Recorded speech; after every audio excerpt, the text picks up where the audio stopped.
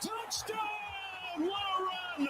In the first touchdown of the 12-team playoff. This is 365 Sports. Daniels keeps it, and he scores. 365 Sports is presented by IdealMRI.com. High-quality MRIs for $497 or less. IdealMRI.com. Your health is important, so is your budget. Underneath, Smith gets to the corner. Money on the rise. Touchdown, Jeremiah Smith. 365 Sports is also brought to you by Texas Farm Bureau Insurance, protecting Texans since 1952. Johnson buys some time. There's the tight end again, rumbling towards the end zone, and the touchdown for Anzio. Remember when you had a guy, someone who could fix anything? They're still out there at Batteries Plus. With their quick solutions and expert advice on batteries, key fobs, and phone repair, Batteries Plus will have you in and out and on your way in no time. Batteries Plus, the experts in charge. Klubnik's going to take off. Klubnik with a touchdown. Now here's Paul Catalina and Craig Smoak. Welcome in to 365 Sports. Paul and Craig with you on a Friday. Smokey, of course, doing high school football tonight. We have several guests again today, but we didn't get to do a news segment yesterday at all because we had Eric Morris right off the top of the show, and then just kind of right on into after that with guests. So we can talk about a lot of things. We get to do our Big 12 pick'em. We'll talk about some of the big dog games today as well. But we do.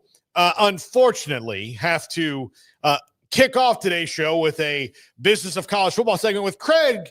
I think we've gone a nice little 3 weeks or a month without really having to do this. Yeah, because there's been this thing called football season. Yeah, I know. That we all actually are here to talk about. But we know that the sport of college football has this business side that's only grown and grown larger and larger, and so here we are, and I guess it's time to talk about some more of that part of this whole fandom here. Yeah, so Ross Dellinger and others reporting, but Ross always first on these kind of things. The Big Ten has been in discussion for months with several private capital firms to infuse upwards of $2 billion into its school that would require a 10-year extension of the grant of rights in a tiered distribution structure, according to Ross and Yahoo Sports. Now, before we get to the next one, Craig, private equity, private capital, you made a good point yesterday that, yes, we know there's a difference, but the issue isn't that equity capital, however you want to, define what it is. It's not good for the majority of college football teams or college athletics that these firms are coming in and doing this, because it does not do anything really well for the fans or maybe even the student athletes. I mean, that's what we assume, right? Yeah. I don't think we really even know. And I think when we've come across quite a few people who have been talking about this, they're not quite sure themselves and are just assuming the worst or assuming it's this exact type of thing versus what else it may actually be. I see a lot of the trying to punch down on people like, oh, you don't know the difference between private investment or private capital and private equity. And it's like I said yesterday, it's like, no, I didn't go to school for those things. So why, instead of being an asshole, you just tell me what the difference is, right? Yeah. So instead of doing that, people, oh, you don't get it. Like, yeah, I don't get it. My head starts to get fuzzy when I start seeing all these terms thrown around. I know my immediate reaction is to say, yeah, this is probably bad, but I don't know. I don't even know what any of it means, Paul. I don't know what any of this stuff means. So I know that there's ways they can go about. They can give leagues a bunch of money, and then they don't really demand anything in return. It's just to set them up, and then they'll get some profit from it later. And then I know there's avenues where you expect to cut everything you can to make profit at all costs because the whole idea is making profit. I don't know what this actually means. I know we see private capital and private equity, and it immediately goes to they're going to cut everything they can cut and bleed everything they can bleed dry to make a profit at the end of the day. And, I see it with WWE when they got bought out. They raised ticket prices. Now they've been selling out, so they can keep raising ticket prices because they're selling out tickets left and right. So until the lack of demand's there, they're not going to stop selling tickets and raising prices. But they are getting to a point where it's like outpricing even your common fan. And so that's them just trying to bleed what they can while they can. And so would college football follow similar fashion of just raising everything, trying to milk you for everything you're worth? I feel like they've kind of already been doing that in so many ways without any private attachment to it so far. So what would it look like with firms actually behind it? I don't know. I see like in the comments of posts like these, well, you don't get like this would be different in that. And so that's where I get confused. I just in general, without knowing all of the dirty details, I am hesitant to have outsiders ponying up in bed with these college football programs or college sports programs, because I do think eventually they want something from you. I don't want to see like Turkey Al-Sheikh sitting there before the Ohio State-Michigan game talking about how this is the new Crown Jewel Classic. I don't want to see stuff like that, but that's the worst case scenario, I think, and that's like the worst fear. If this is just a little cash infusion to pump a few schools up, I guess there's not too much harm in that. But, man, we're missing a lot of detail on what this actually means. So for headlines, it's a bit like, uh-oh, what does this mean? And so, yeah, I don't know. What do you think about it? I don't know what to think about it. So private equity, private capital, obviously different things. Private capital is the thing you described where – and it was described to us as they're going to invest some money, they'll get their payback, but it's not going to be – they're not buying control, right? They're making an investment, that will pay off later, and they get this kind of set rate of return. That's the very basic, definition of it. Now, private equity, comes in and essentially buys the conference or part of it, right? Like to think of it that way. So they would now own part of the Big Ten. It is interesting to see, the responses to this, and this is from a Michigan regent that says, as a regent, I believe selling off Michigan's precious public university assets would betray our responsibility to students and taxpayers. I firmly oppose any such effort, and I hope colleagues at MSU and Ohio State will stand with me as well. This is echoed also by Cody Campbell, who responded to this by said, amen, private equity deals at the conference level make zero business sense. All these deals do is give more power, control, and job security to the conference commissioners, which probably explains these suspicious media leaks and obfuscation, I can never say that word, with respect to the actual terms of the deals.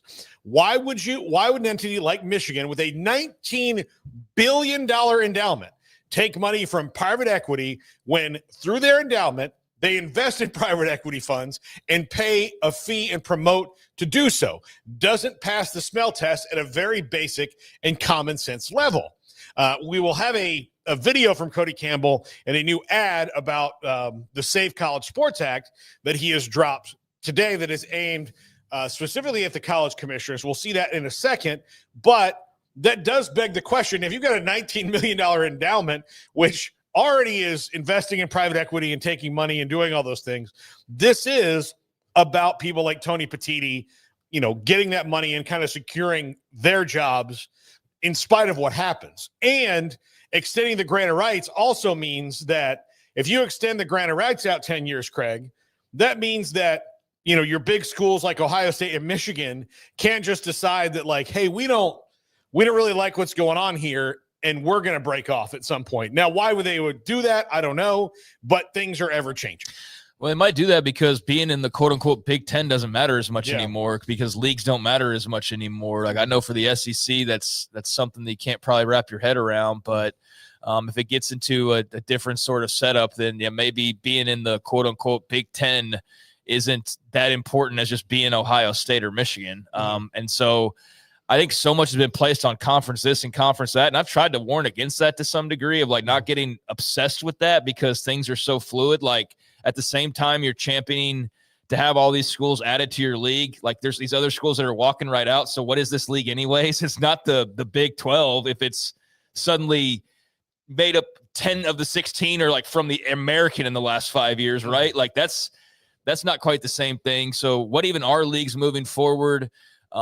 how important is it to be in leagues versus being more of an individual, well sought after and popular brand? I don't know, man. I think that's like the kind of gray area that we don't know what all that looks like here in the next few years. But I just saw like so much back and forth. I didn't really know what to believe in reading the responses to this story. And I mean, I get that there's a need for more money because now they have the excuse of, well, now we have to pay players. They always need more money, these universities. Always have their hand out, man. There's never enough money, and I'm getting really sick and tired of that, to be perfectly honest with you. I think there's plenty of money floating around. It's just that the rich – I just told you about $19 billion. Right, you know. right. But they need more money. They need more money to pay the players now, that extra 10+ million or whatever that would be going to your roster. I don't believe that for a second for the bigger schools. For the smaller schools, I can understand where you're really pressing over this. And maybe there's not an official splitting of anything. It's just kind of like what's been occurring here lately of, oh, you can't afford to pay? Well, then you're automatically in this different bucket than all the rest of these schools. And maybe there's just more of that kind of a separation.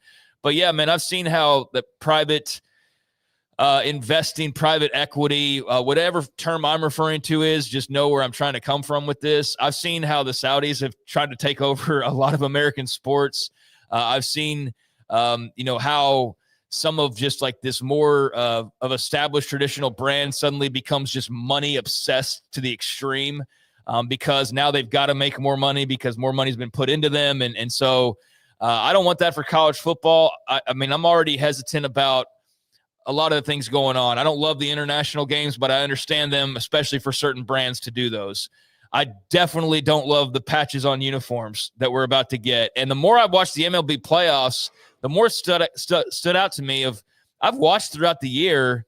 And a lot outside of like the Mariners Super Deluxe Nintendo patch, I haven't really been bothered. But watching the playoffs, I'm like, God, why do these all look so much bigger than I remember? Like, it's just I'm really focused in on it now, and it's like the stickers on the side of the batting helmets, even like I think I've just ignored it basically. Yeah. Well, look, here's the deal. It works because I've Googled 3 times what Strauss is. Yeah, I mean, it works, but I still don't know. It works, but you're sitting there watching. You're like, all right, stickers on the side of the batting helmets, and there's the big jersey patch, and there's just. Yeah, I don't know. It just didn't stick out like a sore thumb to me like it has the past couple of weeks in watching baseball. I'm not sure why that is. I think maybe I just wasn't focused in on it, and now I have been. Well, like you notice like a red dot on the couch, and all of a sudden you can't not notice that red dot. It's like that for me now with these baseball patches. And so all I've thought about is, well, I felt like I saw some that kind of like the NBA where they fit in because the jerseys are smaller. They kind of have to. Like the Chime logo on the Mavs uniform doesn't bother me a lot. Kind of like it's just there. Yeah. Baseball, though, it's like big. They don't even look like they cut them straight. Like they slap these things on, these giant patches. And that's what I'm afraid college football is going to look like.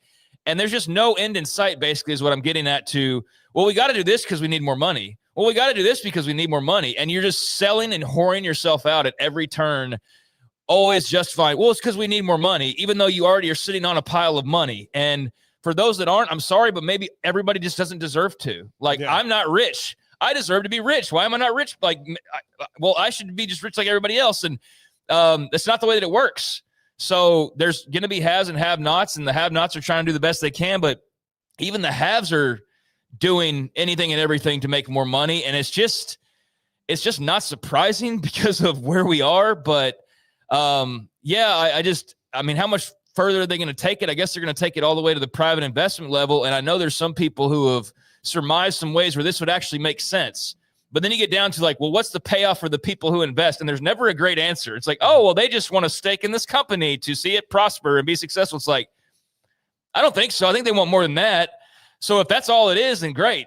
But if it's, like I said, Turkey Al-Sheikh rolling in with TKO, and he's got Triple H on one side and Dana White on the other, and they're like, we're buying a piece of Ohio State football, and this S has jumped the shark big time. And that's what I'm afraid of. Yeah. And I feel like we are just barreling towards that. And the thing is like once you let one in the door, that's like, well, this is just private capital.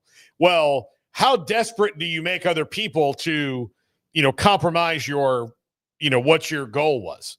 Like the Big 12 went down this road, and Brett Yormark decided not to do it. And it is not lost on me that Cody Campbell is the largest donor at one of the big schools in the Big 12 and might have advised them like, hey, maybe don't do this. Now, Brett Yormark doesn't. I mean, like I would say, or at least that's one of the stronger voices in the conference. I just want to say on the Cody Campbell thing, I tend to believe he has the best intentions, and it's nothing against him personally, but I don't believe like everything he does turns water to wine either. No. But like, if he's against it, like, and you're the commissioner of that conference, he's going to let you know he's against it. Yeah, I mean, sure, because he's got a powerful voice, and Yormark, when we talked to him about Cody Campbell, kind of danced around it delicately in answering about their relationship. He had a very, I feel like, telling answer that was very calculated. The way he kind of just tiptoed around, like, yeah, we know each other, and we'll probably talk at some point. But he really, it felt like he was holding something back when he was talking to us back in the summertime.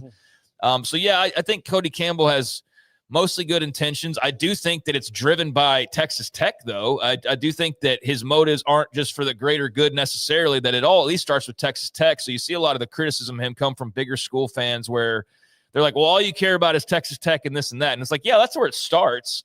I do think he has a sentimentality for schools like Tech, because here's the thing. He has all the money in the world, but Tech's not guaranteed anything. That's why they're trying to invest and pour into themselves as much as they possibly can to ensure they have a better shot. And that's what everybody else now, Oklahoma State's putting all their ducks in a row to try to be in the same position.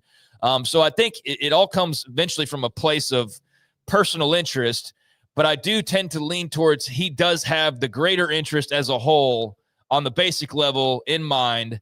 And so I'm glad that there's a voice like his that's out there. Like I said, that doesn't mean that everything he says I'm going to agree with or think that's really not motivated by some self-interest. But for this topic, I do think it's about helping out the TCUs as well as the Oklahoma States, as well as the Texas Techs. Because if they're okay, then he'll be okay too, right? Does that make sense? But there's just a lot of back and forth on this that I've seen every time it gets brought up. And I don't know who's being genuine about it and who's not. I think he's being genuine about it. And I think there's a lot of other people sending different messaging about why this isn't a bad idea, but it's kind of like during the NIL era where there's a lot of lawyers who are like, yeah, the NCAA, boo. Well, who stood to gain the most? Yeah. I think there's a lot of people that stand to gain from private investment getting involved that are under Jumbo 73 that are like, no, man, this is a great idea. Like this is, and so I don't know who I'm listening to on the back and forth, you know? Right. So, this is an ad you're going to see during college football games this weekend from Cody Campbell about the Save College Sports Act. From the fans in the stands to the student athletes on the field, we all love college sports. But to conference commissioners, it's all about money and control.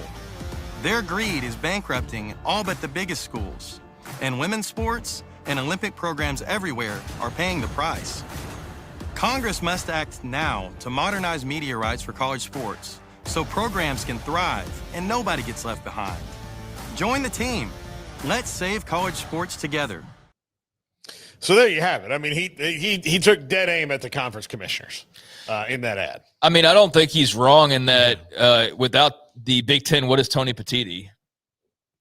He's just some nameless, faceless TV executive, basically. Yeah. But with the Big Ten, he's Big Ten commissioner. He's one of the two most powerful people. Yeah. Without the SEC, who's Greg Sankey. Yeah.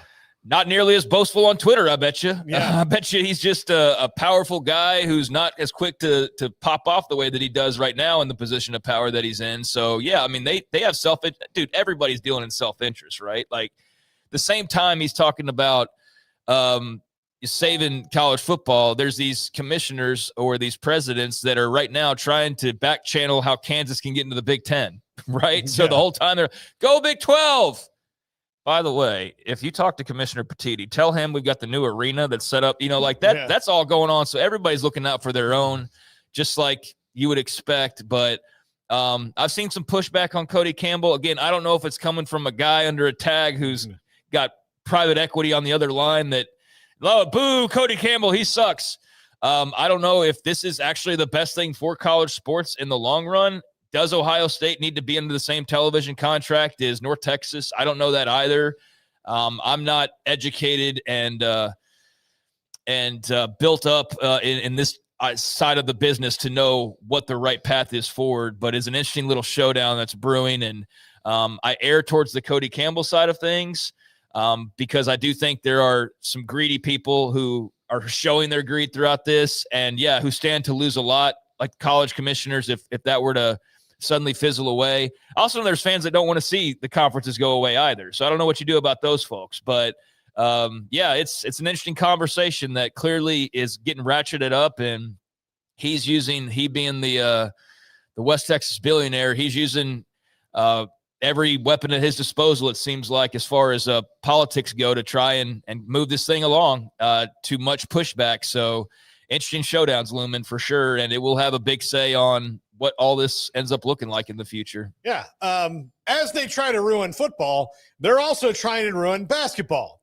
They're nearing a 76-team expansion with a 12-game opening round by 2026, which would be played at 2 sites, Dayton and somewhere else, probably on the West Coast. No one, like, I can't imagine a consumer organization, like no one wants this, and yet they're still doing it. I don't understand, Chris. I mean, I understand it's money. But ding, it's money, and it's just absolute greed on every little reach. And there's propaganda about, it's about giving more teams an opportunity, but no one that's a college basketball fan wants it.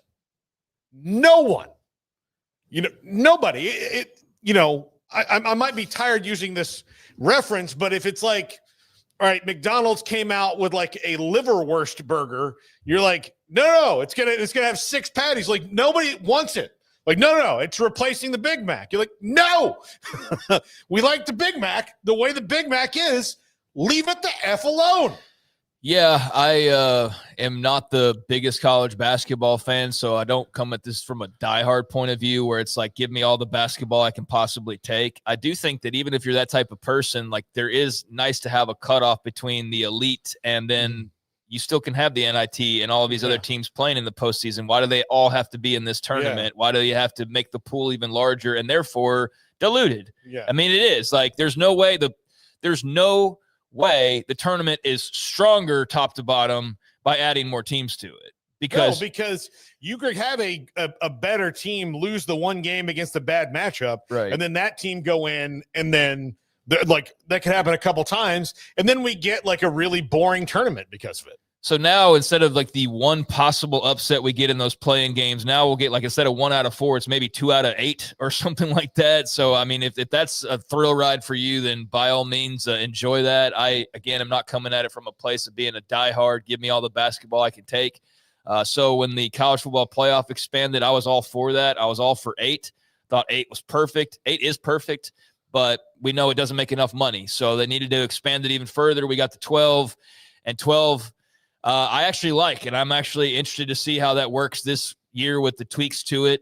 And anything beyond this, when there was the pushback on going past 4, it's like I was part of going, what, do you not want more football? But I wasn't arguing for like Sam Houston to get the back slot of the tournament in a play-in game to go get slaughtered by Ohio State or something. Like, I just want the 12th best team, who's like the second best in the ACC or the Big 12 or something, to have a chance, because they never get a chance. So that's why I was for that expansion. Now, when we start talking about going 16, 20, 24, that's when you start losing me a little bit.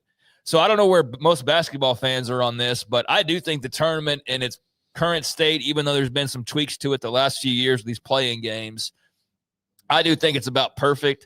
I don't think it needs more. And so, yeah, this is nothing but a money grab. That's why they've kept going to it. Every time it gets pushed away, right? How many times have they gone? How many times have we seen a headline about this expansion, and then, they're tabling it? Yeah. Guess what? They're talking about it again. Now they're tabling it. Oh, they're talking about it again. Now they're pushing it back, because every time you get a negative response, well, now they're just like, well, we got to do it now, because, I mean, if we do it based on public opinion, we'll never get it through. Now we just got to do what we want to do, basically, is what it feels like, because they've gone to the well over and over and over again. So we knew this was inevitable. I don't love it. It doesn't change a whole lot for me. But it definitely, in my opinion, waters down the product, makes it far less special to get a bid. I mean, not that it's not special at all, but I think it's less special than it was. And, I think maybe there could be some overreaction or hand-wringing that's not justified.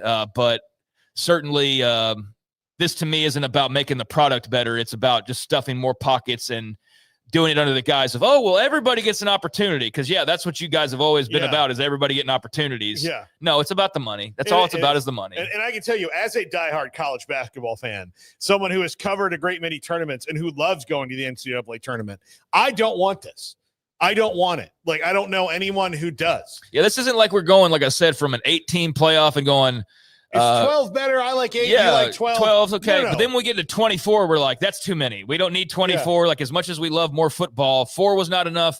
We can debate on 8 and 12. The moment we start going to 24, though, we're like, all right, this is stupid. Like, and that's what this feels like. Yeah. Just because you can buy a 64-ounce soda doesn't mean your body should drink the whole thing. Yeah. That's the deal right there. When we come back, Zach Barnett, footballscoop.com. This is 365 Sports. Big savings are waiting at Allen Samuels in Waco during the Make This the Summer event. Check out the all-new Jeeps that are arriving daily. Drive off in a 2025 Jeep Wrangler Sport for just $29,990. Or grab a new Jeep Compass Latitude for only $26,700. The road and trails are calling, and wrap up your summer in style with the Make This the Summer event at Allen Samuels. Come by. Let's be friends. As my go-to guy, can you fix my smartphone? Yes. Do you have car batteries? Yeah. What about golf cart batteries? Of course. Battery from a G-Fob? Absolutely. My boat? Huge variety. Toy boat? Sure. Motorcycles? You bet. My apartment building? Whole building. Do you have batteries for my party lights? Yeah. Batteries Plus, the experts in charge. I'll never get used to this.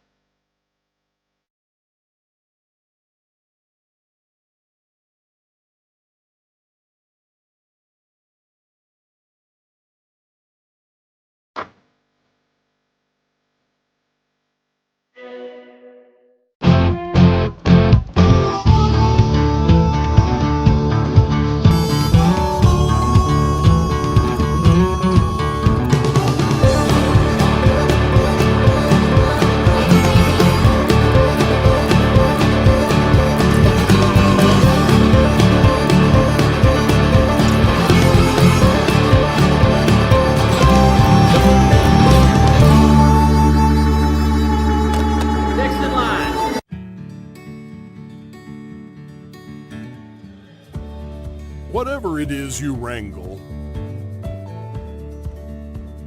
whatever seeds you sow,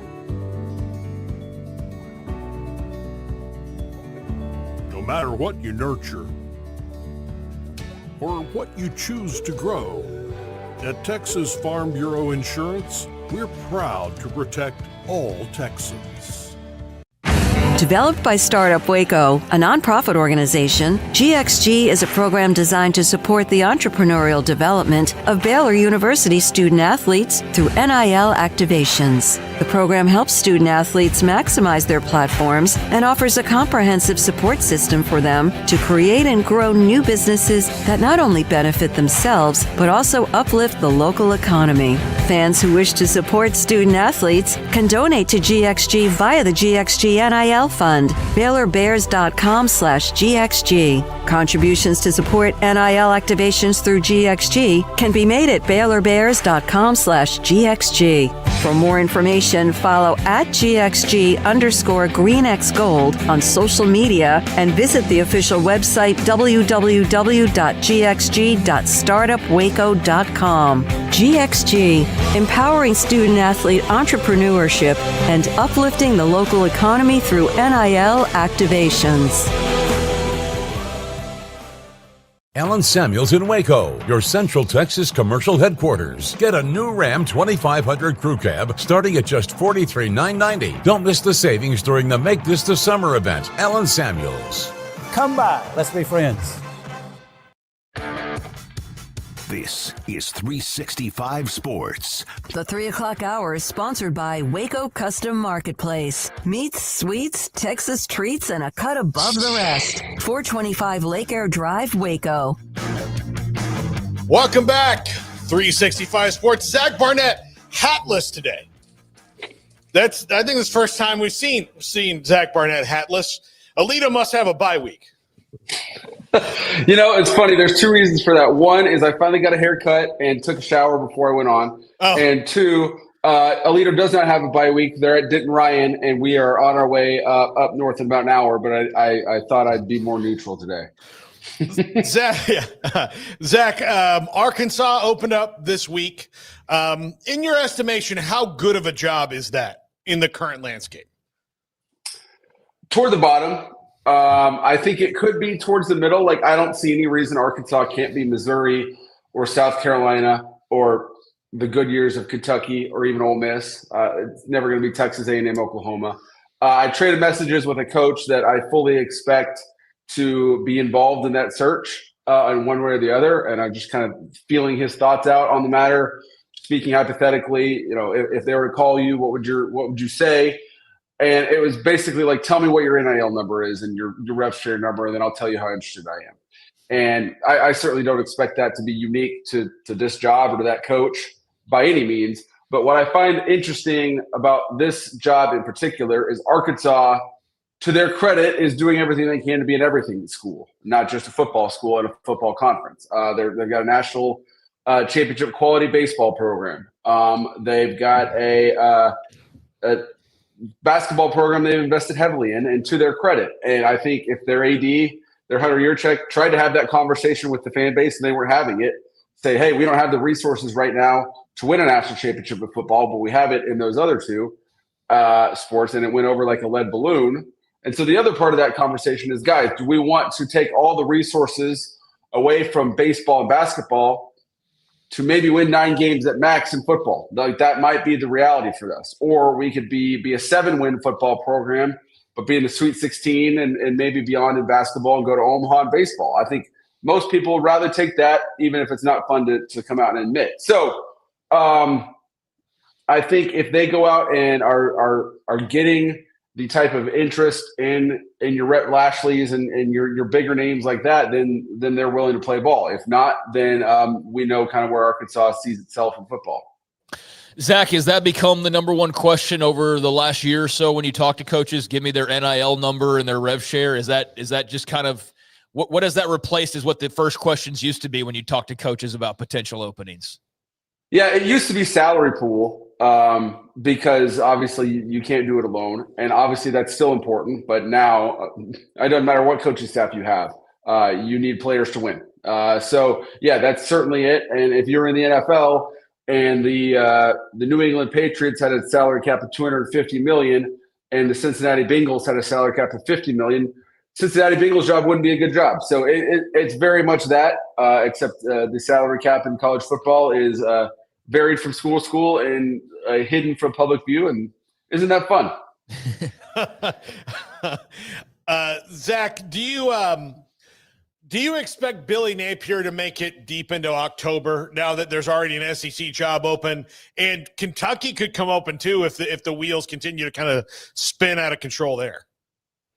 Yeah, I think of all the jobs that are swirling out there, there's not a single job where the Sharks would be more ravenous and swimming in the waters more quickly than Florida. And I think Florida knows that. They've got a roster that's too good to be 1-3. So I think they're going to give Billy Napier the opportunity to save himself, and that might start Saturday afternoon. They've got receivers back healthy that haven't been there. If they could figure out the deep ball, which is about like if I could figure out how to jump 40 inches, that seems about as realistic. But if they can figure that out, then they can rally. And you certainly don't want to move on from Billy Napier. He's well liked there. He's a good man. He's built a good roster. You have a quarterback that, in theory, could be the number one pick in the draft 2 drafts from now, and you'd rather see him in blue and orange for his entire college career. So I don't think they're in any rush to move on, and I think they're willing to give Billy as much rope within reason to show why he deserves to keep this job. Having said that, and I'm not saying I expect this to happen, but if they're down 28-0 in the third quarter on Saturday afternoon, I think Florida's among the most spoiled fan bases in college football, and they won't hesitate to make their voices heard, either literally or through empty seats. And you could see quit factor come in, and then when those two things happen, schools make moves quickly. So got some games I want to ask you about, but first, and you can just answer this just no, and I'll move on and ask you about a game. Is there anything that you've heard of interest or any different from last week when we talked to you in regards to the Oklahoma State job? No, to be honest, I haven't heard anything that would I feel like would be worth bringing up right now. Sure. Okay, cool. Yeah, just didn't know what else floating out there that might be of interest to our audience, and certainly we're going to keep close tabs on that one. But all right, let's get to the games. As the coaching news is going to be out there constantly, but we do have these things to play. And starting off with Vanderbilt Bama, man, this is a game that I never thought in a million years up until last year that would have this type of attention surrounding it, but that's the Diego Pavia factor and just the job that Clark Lee's done. How much you buying into Vandy having Bama's number? How much are you buying into how good Bama's looked since that early season loss? What do you make of this game? Yeah, it's a little bit weird because all the reasons that you and I and all of us are talking about, the reasons to like Vandy they did it last year, that Alabama has historically, even under Nick Saban, has struggled with mobile quarterbacks, and certainly those struggles have continued under the direction of Kane Womack. Vanderbilt has added another dimension to their offense that wasn't there last year. They were, for all their success offensively last year, they were in the hundreds in yards per play. They ground people down. What they did to Alabama is they just stayed on the field and protected their defense by keeping them on the sideline. This year, they've added an explosive element to their offense that I had the numbers in front of me, but they're, I think, top 30 in yards per play. They're hitting the explosive passes that they did not last season. However, if we're aware of this, certainly Alabama is. And it wasn't you and I that got embarrassed by Vanderbilt last year. It was Alabama. And we could sit here and say, well, if this was an LSU team, if Vanderbilt was wearing LSU's uniforms, then none of this would be surprising. And they'd be ranked to the top 10. But the fact of the matter is, it is Vanderbilt, and they beat Alabama. And I have to think that Alabama's players and coaches have enough pride to not allow that again. Especially at home where Alabama's 9-0 under Kalen DeBoer. So I'm not saying I don't think they're going to blow them out or anything. I think Ty Simpson is playing Heisman Trophy quality football since the Florida State loss. I think Vanderbilt stays within the 9-10 points, but I think Alabama ultimately wins. Florida State and Miami. Florida State loses last week on Friday night against a very improved Virginia team. Does this mean that you're out on Florida State, or do things change when they get back home? No, I think they can win this game, but I think they have to win it a little bit unconventionally. I think Florida State needs to realize that they're going to win this game by grinding down Miami's defense and keeping their own defense off the field. So, having said that, your path to win this game is 35-28, not 17-14. So I think the worst case scenario, if you're Florida State, is a 12-play, 80-yard touchdown drive that kills 6.5 minutes. I think you're much better off with a 3-play, 80-yard touchdown drive that takes 1.5 minutes, and then your offense is back on the field with the chance to return volley and kill 7 minutes on your own. So I think if you're Tony White, Florida State's defensive coordinators, I think you need to take a lot of calculated risks and think, yeah, we might get beat over the top here for a touchdown, even though Miami hasn't really thrown the ball deep well so far. But we're going to throw some numbers at where we think the ball's going, and if we're wrong, they might score. But if they're right, we'll force a 3 and out, or we'll force a turnover and get our offense back on the field. I think Mike Norvell's really good at taking those calculated risks and playing to win and not without a fear of being blown out, whereas Mario Cristobal much more coaches, whether by purpose or by accident, coaches to keep games close. So I could definitely see Florida State winning this game. The problem is if they lose, now you're 0-2 in conference play. Your Alabama win has gained a lot of value, but you kind of become Alabama football fans because the rest of your schedule is not planned out. And I'm not sure if just simply beating Alabama and not even making it to the ACC championship game would be enough to put you into the playoff. I think we're all relatively in a similar age bracket. We were talking about this a couple days ago. Where is FSU, Miami, and like your nostalgia rankings of growing up being a college football fans and the great rivalries that you kind of lean on? Yeah, I came of age like early 2000s, so I didn't watch those early 90s games live, but as I educated myself on the sport, I understood the implications of them. And then it seemed like every Saturday from the early 2000s, it was like the whole season was decided within 1 6-hour window where you'd have Florida State, Miami at 11 a.m. our time, and then you'd have Red River at 2:30 And it seemed like Miami and Oklahoma always found a way to win those games. And those two never actually played for a national championship, but it seemed like whoever won those two games was going to meet for the national championship. So I definitely think it's great that this game means something again. I think it's funny that Clemson, North Carolina is also on Saturday because the ACC had big dreams of this being the ABC block at 3:30 and 7:30 Eastern. And Clemson, North Carolina have one Power 5 or one FBS win between them, I think. I had thought about that, but you're absolutely right. Yeah. You know that the Jim Phillips is just like, man, October 4th is going to be great. Well, Clemson beat Troy and North Carolina beat Charlotte. And then that's it, right, for the two of them? Yeah, North Carolina has a win, I think, over Richmond or someone. It's not an FBS team. So neither one – whoever wins will get their first Power 4 victory. Wow. Yeah. Not how they dialed it up, I don't think there. Zach, are you buying into Texas being in a little bit of trouble in the swamp this weekend? I know we touched on Napier early, but are you buying into that concept at all? I've seen a lot of people talk themselves into an upset, and I'm not going to sit here and say it cannot happen because certainly it's hard to have confidence in what you've seen offensively out of Texas. But I think it takes a leap of faith to think that Florida is going to score enough points on this Texas defense. They're going to fix themselves in a bye week. Like if you can, DJ Lagway, I think is 1 for 7 throwing the ball down the field. So to think that they're going to fix that or they're going to put together 7, 8, 9 play drives to score enough, I don't think is going to happen. I think Florida's going to need a whole lot of help from Texas, either with coverage busts or turnovers in their own territory or both to go out and win this game. Could those things happen? Yeah, but I think the numbers I've seen, the various analytics give Texas like a 75% chance to win. And I think that's fair. Are you buying that Iowa State's in trouble against Cincinnati this week? Probably the biggest game in the Big 12. Yeah. The Iowa State wins. I was impressed by their Arizona win, but they beat Iowa, who's not as good as we all thought they were going to be. And they beat Kansas State, who's not as good as we all thought they were going to be. And the Big 12, as we know, is a conference where you have even your best teams are 6-3 in conference play. So yeah, I can absolutely see them lose this game. In fact, I think on our website I picked Cincinnati to win this game. Yeah, man, I think this is you got Iowa State missing their top corners as well. So who do you like outside of Texas Tech? Who do you think is the second best Big 12 team that you've laid eyes on so far? It's not Utah. I like Arizona State as a team, but they're playing.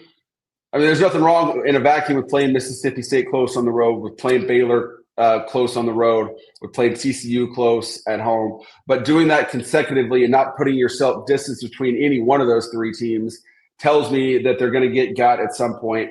TCU's inability to run the ball on the road at Arizona State's hard to have confidence in that. So I think by process of elimination, I'm going to go BYU, even though they have a true freshman quarterback, and the Big 12 is a conference of veteran quarterbacks. But as of right now, that's who I would say. What does Houston have to do to get the upset? Like, how much do they have to just empty the whole bucket on both sides of the ball to slow Tech down? I think you need to win turnovers by at least 2. And I think you need to find ways to – I think you need to take points when you can get them. I don't think like if it's fourth and 3 from the 20-yard line, I just take those points. I think you need to – I would say you need to find ways to neutralize that Texas Tech defense, especially that front that absolutely swallowed up Utah in that game.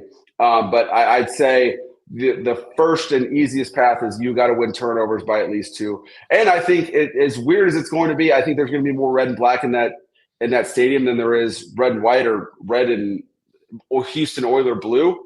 So I think you need to give your fans confidence that you can go out and win this game early, because if Tech gets up early, of how confident that football team is right now and how jacked up the entire Red Raider Nation is, if it's 14-0 early Tech, I don't see Houston rallying from that at all. Zach Barnett, footballscoop.com. They are the place to go for coaching information for sure. You wrote the last thing that you wrote this week was Whit Babcock says that the new coach may split responsibilities or power with the GM. Do you think that is something that he'll maybe be the first to kind of experiment with in making it more of like an NFL model? No, I mean, Stanford has explicitly done that. When they said they hired Andrew Luck, they said he's going to, the head coach will report to him. Obviously, they've since changed head coaches for off the field reasons with firing Troy Taylor. But Andrew Luck will be the boss, and the next head coach at Stanford will report to him. Cal has set it up the same way. I think it's largely dependent on the head coach, and Babcock came out and said that they're going to hire a head coach first and then get a GM. So I think there's certainly going to be a negotiation there. I don't think it's wise to say, all right, we're going to hire a head coach. This is going to be your general manager, although they've done that in Oklahoma, and so far it's worked well. Mileage may vary, but I think you're going to hire a head coach. The GM, I think, will probably work hand in glove. But I think really it boils down to how much tenure and power the head coach has at that given institution and how those three, be it the head coach, GM, AD, their working relationship. So I think it's fluid in most places. Zach Barnett, footballscoop.com. Zach, talk to you next week. Thank you. All right. That's Zach Barnett, footballscoop.com. And Craig, I was going to ask about A&M and Mississippi State, but we'll talk about that game ourselves here. But this is not the marquee week for college football, and those weeks are going to happen. Now, granted, Clemson, North Carolina, like you mentioned, being an absolute lemon of the game, didn't help it. Although I could have told you that even if Clemson was good, it still wasn't going to be a marquee game. I'll tell you this, Bill Belichick's done absolutely nothing to make me care more about North Carolina football. I don't care any more than I did before he was the head coach than I do. Like right now, there's no difference to speak of. And yeah, during the offseason, it was fun to talk about the goofy headlines and the silly pictures and all that kind of jazz. But as far as an on-field product, there's nothing all that exciting or anything really to get too over the moon about right now. Now, maybe it's just a drawn-out process where you need some time, but certainly I think the ACC probably eyed it differently and thought, well, at worst, like they'll be competitive and people will be interested. But I really do think the girlfriend thing has pushed people away more than brought people in. Yeah. Because I think there are people that are just casual.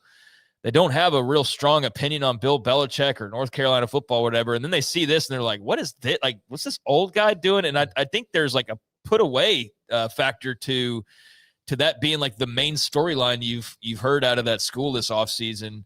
But yeah, I mean, that's one of the risks you took when you hired him, of the many risks that you took in gambling that this successful NFL head coach would be able to walk into this iteration of college football and just be successful because of what his name is and what he's done in the NFL. Probably overshot a little bit with that idea. But yeah, I couldn't have predicted it would be this meaningless of a game where like no one cares. Yeah. Nobody cares about this game unless you're a North Carolina, Clemson, or like rival fan base or a better. And that's the only people that care about this game. So that's like a lot of games I know, but not all games were intended to be a big deal. No. And this clearly was intended to be a big deal. And it's just like any other game out there. So that's interesting. And we covered a lot of ground there with Zach, and we didn't get into the private equity thing. I'm proud of us there. But I did want to add on to that part of the conversation, just real briefly, I have been critical of Greg Sankey. I have not been afraid to do that, to the point of probably got us banned from SEC Media Days. But I have also been the same person who at times has pushed back on people in the chat or people that we've just come across, or even you guys in some cases, where don't put everything on Greg Sankey. And I made it very clear a few months ago that even me, somebody who's not the biggest, like, it's not even that I'm a hater. It's just that I'm not like a fanboy of the guy. Like, not for any commissioner. I don't do that. But I do think that Sankey ultimately does more than some of his counterparts, like who I'm about to get to, does want what's best for college football. Now, he ultimately wants just what's best for the SEC, and that's his job, is to only care about that. I don't think Tony Petitti gives a rat's ass about college football. No. I think Greg Sankey does, to the degree that he needs to. I don't think Petitti cares at all. So when we're throwing barbs at Sankey, you better be aiming them at the Big Ten as well, because this is the league that tried to shut down college football during COVID. And this is the league that sat there and acted like, we're not doing anything in realignment. Oh, Washington, Oregon are available, and USC and UCLA, boom, okay, let's grab them. And they helped break the bow when they tried to pretend like they had nothing to do with it. Let's not forget, sandwiched in between was the whole alliance debacle that led into them taking teams from their alliance partners. So the Big Ten is not to be trusted, and the Big Ten is not to be looked at as some beacon of preserving college football, not with Tony Petitti in charge. Well, look, the three commissioners of the Big Ten, excuse me, in my lifetime, Jim. All right, so coming up next. Sorry, I got it. Okay, I'm back now. Jim Delaney, Kevin Warren, and Tony Petitti have all done things to alienate the greater world of college football. Now, Jim Delaney was more old school and cared about preserving the old model. But if you want to talk about a guy who pushed us further away from name, image, and likeness and paying players what they're worth and, started funneling all the money into the schools, Jim Delaney did that. If you want to talk about a guy who intentionally delayed playoffs for his entire career, Jim Delaney did that. So the Big Ten has, and then you had Kevin Warren with the Alliance and Tony Petitti now. And Kevin Warren just making as much money as he could and getting that TV deal done and then bouncing because they didn't like him by the end. And I would then say that and subsequently what's happened since then, and since he tried to cancel college football in so many ways with their alliance and all that, I actually think we played a much bigger role in bringing college football back that'll probably never be documented because of the setup we had at the time. Yeah. But go Google Dr. Michael J. Ackerman and our interviews, and it directly, like the early days of podcasting, like in COVID time when we were in Paul's attic, that led to the Clay Travises of the world going, hey, have y'all seen this doctor that says that it's okay to play football? And we spawned that dude. Like we totally did with Michael Ackerman. But anyways, I don't think we've ever taken credit for that, but we were absolutely his first interview. We were absolutely a vital part in the conversation of bringing college football back. That'll probably never be documented, but it's absolutely 100% true. So anyways, while all that was going on, you also then had, let's not forget, Petitti having pushed, we want the expanded playoff, and we want automatic qualifiers for us, and we get this many, and you get this many, and everybody's like, no, we don't want that. Well, the SEC is like, no, we don't want that either. And now they've gone back to the drawing board, and what they come back here with recently? No, everybody gets the same thing now. Like they keep trying to push their vision, and it's just, I don't think, in line with most college football fans. But you look at all these different actions by that conference, and we don't need to not poo-poo on Sankey because sometimes he deserves it. Yeah. But we don't need to not look over in the direction of Petitti because they are just as guilty, if not more guilty. At least he's honorable enough to stand in front of a friggin' camera, and say what he feels. But Petitti and the Big Ten are the ones trying to finagle the new playoff and try to get what they can out of it, from going to the automatic bids to now like, oh no, all the power leagues get the same amount. And I don't know where that eventually ends up. That's a never ending conversation, but I'm not anti any of these people we're talking about. I just do think that criticism needs to be fair. And it does feel like Sankey was made to be the big bad. And it's like, well, maybe there are actually a couple of like villainous, and maybe villain's too strong of a word, but there are a couple guys that fit the bill of not having the greater good in mind for the whole thing. And certainly if we're going to apply that label to Sankey, I think it's just as much, if not more deserving for Tony Petitti and specifically the Big Ten. He's trying to turn the Big Ten into television. Yes. Like that's what Kevin Warren was doing that with the deals that they finagled. And I think that you see this conversation going on right now about the Big Ten TV ratings, and they get monster ratings for their biggest games.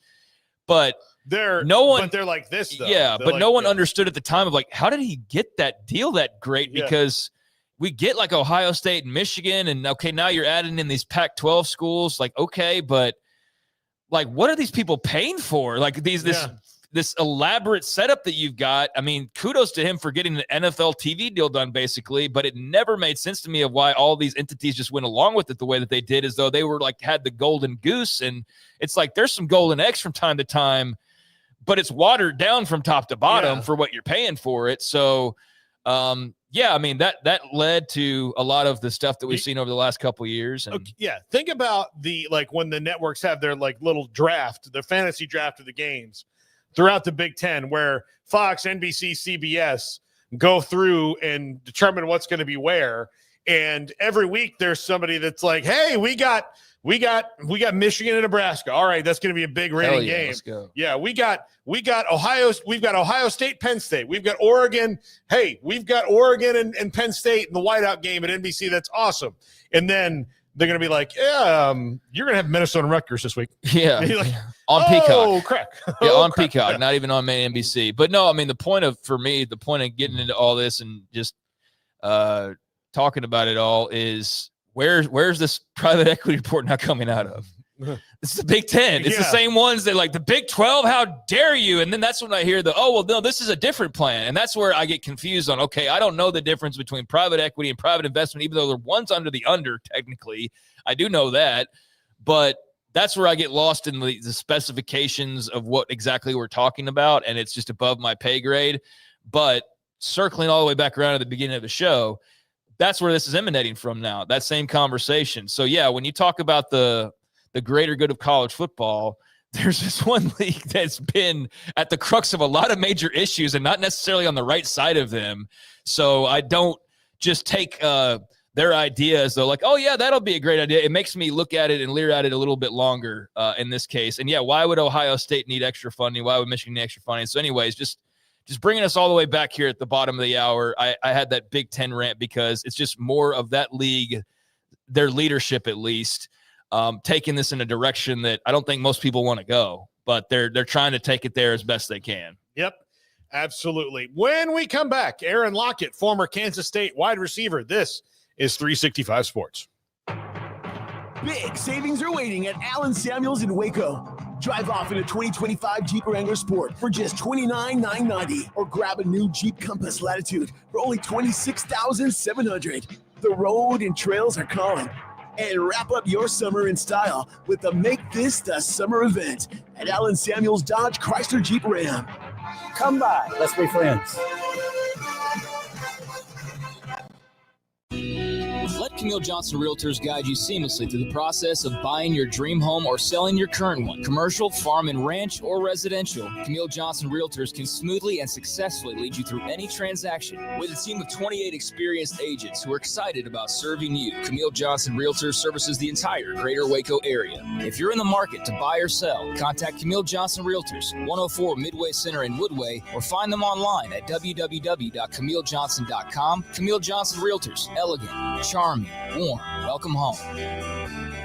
Pizza, burgers, and Bears football. There's no place around Waco that serves them all other than Bubba's 33. Come show your green and gold and enjoy some of Waco's best food and beverages while watching your favorite team, the Bears. When real Bears fans get hungry, Bubba's 33 is the #1 spot for ice-cold drinks, hand-stretched, stone-baked pizzas, and bacon-infused burgers. Join us for indoor or patio dining. Bubba's 33, Waco's restaurant and proud supporter of Baylor Bears football. Sick 'em, Bears.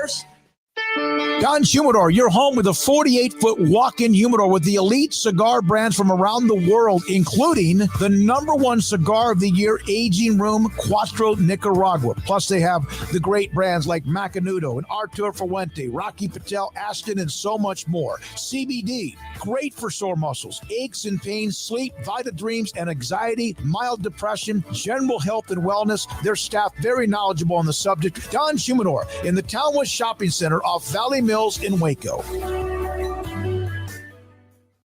Ready to take your business to the next level? Carrion Solutions has got you covered. We deliver world-class IT consulting, including Quest On Demand and Migration Manager, M365 and Exchange migrations, Active Directory assessments, security hardening, and Windows Server upgrades. Our experts specialize in consulting, monitoring, support, and managed IT services. We promise vision, professionalism, and unbeatable value. Satisfaction guaranteed. If you're not happy, we make it right. remember the name Carrion Solutions. For more info, email sales@carrionsolutions.com or visit carrionsolutions.com. That's CARRION solutions.com. Carrion Solutions, IT success guaranteed. At Ideal MRI, we feel blessed to be part of the Waco community. We're a small family business here in Central Texas. At times like this, the cost of healthcare has never been more important. And unfortunately, significant illnesses and injuries still occur. And that's why Ideal MRI is open and here to serve you through this difficult time. So if you need an MRI, ask your doctor about Ideal MRI. You can schedule online in minutes at idealmri.com or call 833-IDEAL-MRI.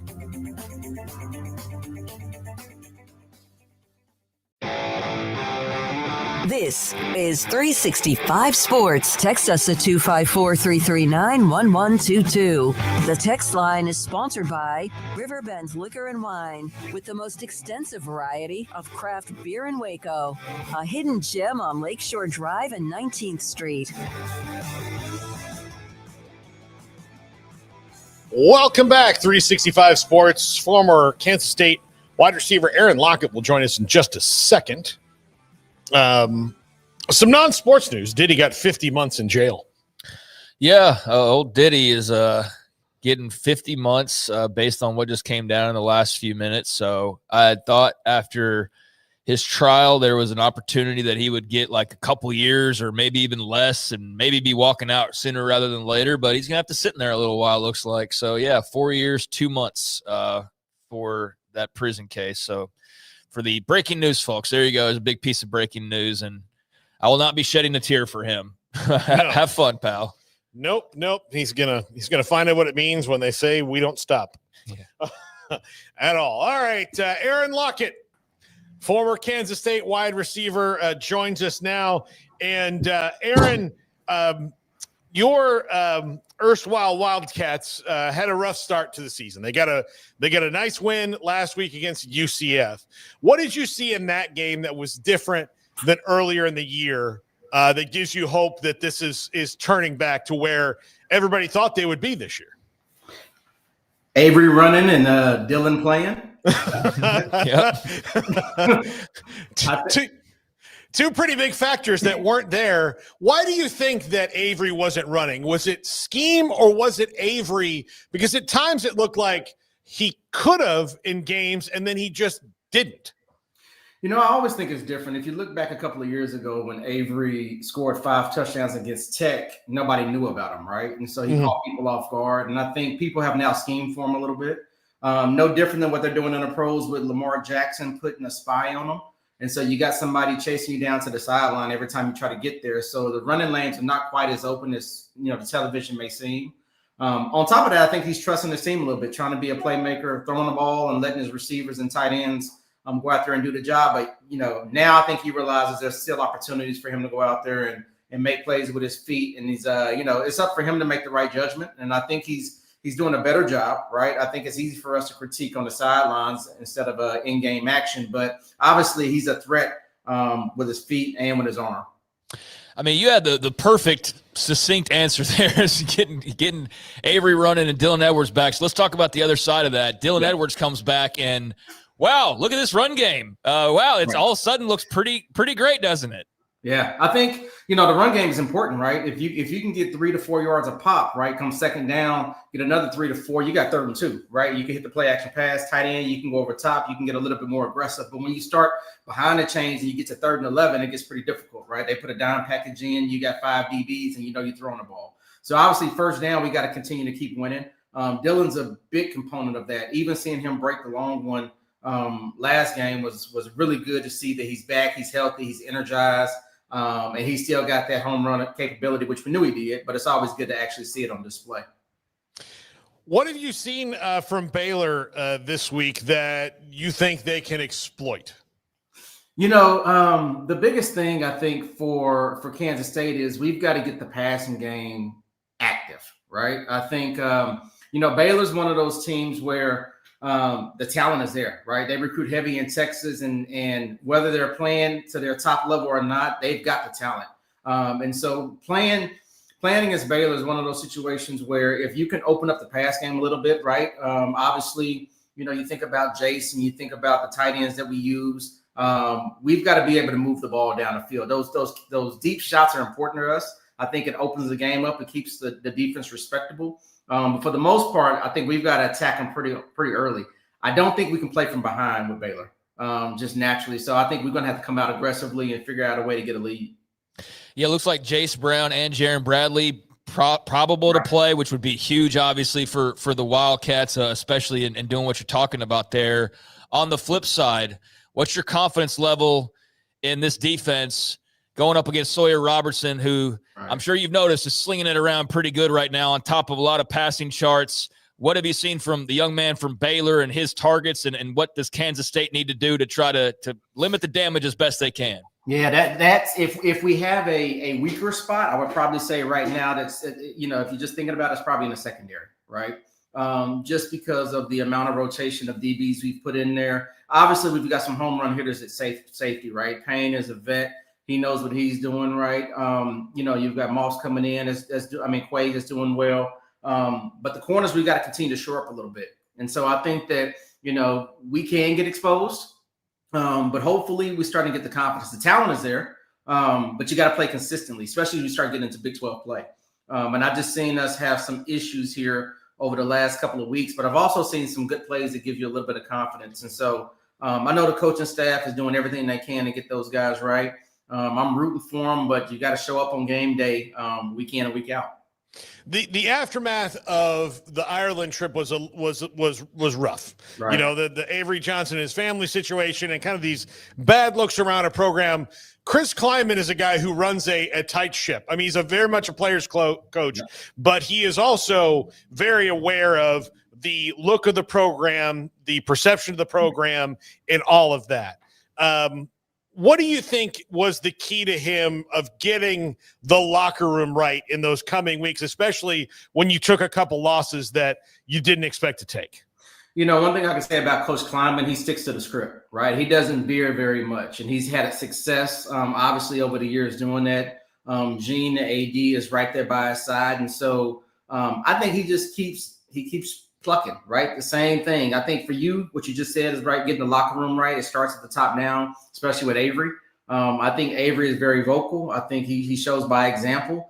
Like I said, I think getting some of these guys back on the field was helpful. But for the most part, the Iowa State game was a rough game, right? Take away being in Ireland, just playing Iowa State in general, regardless if you're playing in Manhattan or in Ames, Iowa State is just one of those teams that's going to always give you a tough game. And it was tough to play them out the gate, right? And so you take that into consideration. Very physical team, very cerebral team. And they just did an excellent job. Rocco's been there for a little bit and made things happen. So, yeah, the aftermath was pretty rough. We played the Arizona game. Quarterback was very fleet-footed, gave us a lot of problems. They got rolling, rushed the ball really well. We've got to show up the run defense a little bit better as well. I just think overall defensively, right, if we can control field position, not have the defense out there as much, I think we've got a chance to be competitive in every game, right? But it also goes the other way, right? If you don't control the ball and you get behind the sticks and you lose field position, we can have a rough stretch. You kind of touched on what I was going to ask you there. What do you think the ceiling still is for this team? Because it felt like after the first 3 weeks, like, let's bury them. And then they win last week, and it's like, they're unburied. They're great again. Right. And I know it's somewhere probably in the middle, Aaron, and tomorrow will dictate a lot of the feelings on the other side of it. But do you feel like this is a team that's got it in them to go and make a run and make it interesting trying to get to Arlington? Or are you a little bit more optimistic? Kind of where do you find yourself? I think we're middle of the pack, right? I think the talent is there, but we're going to have to see who really wants it. Like, that's about as honest as I can be, right? I want them to be near the top.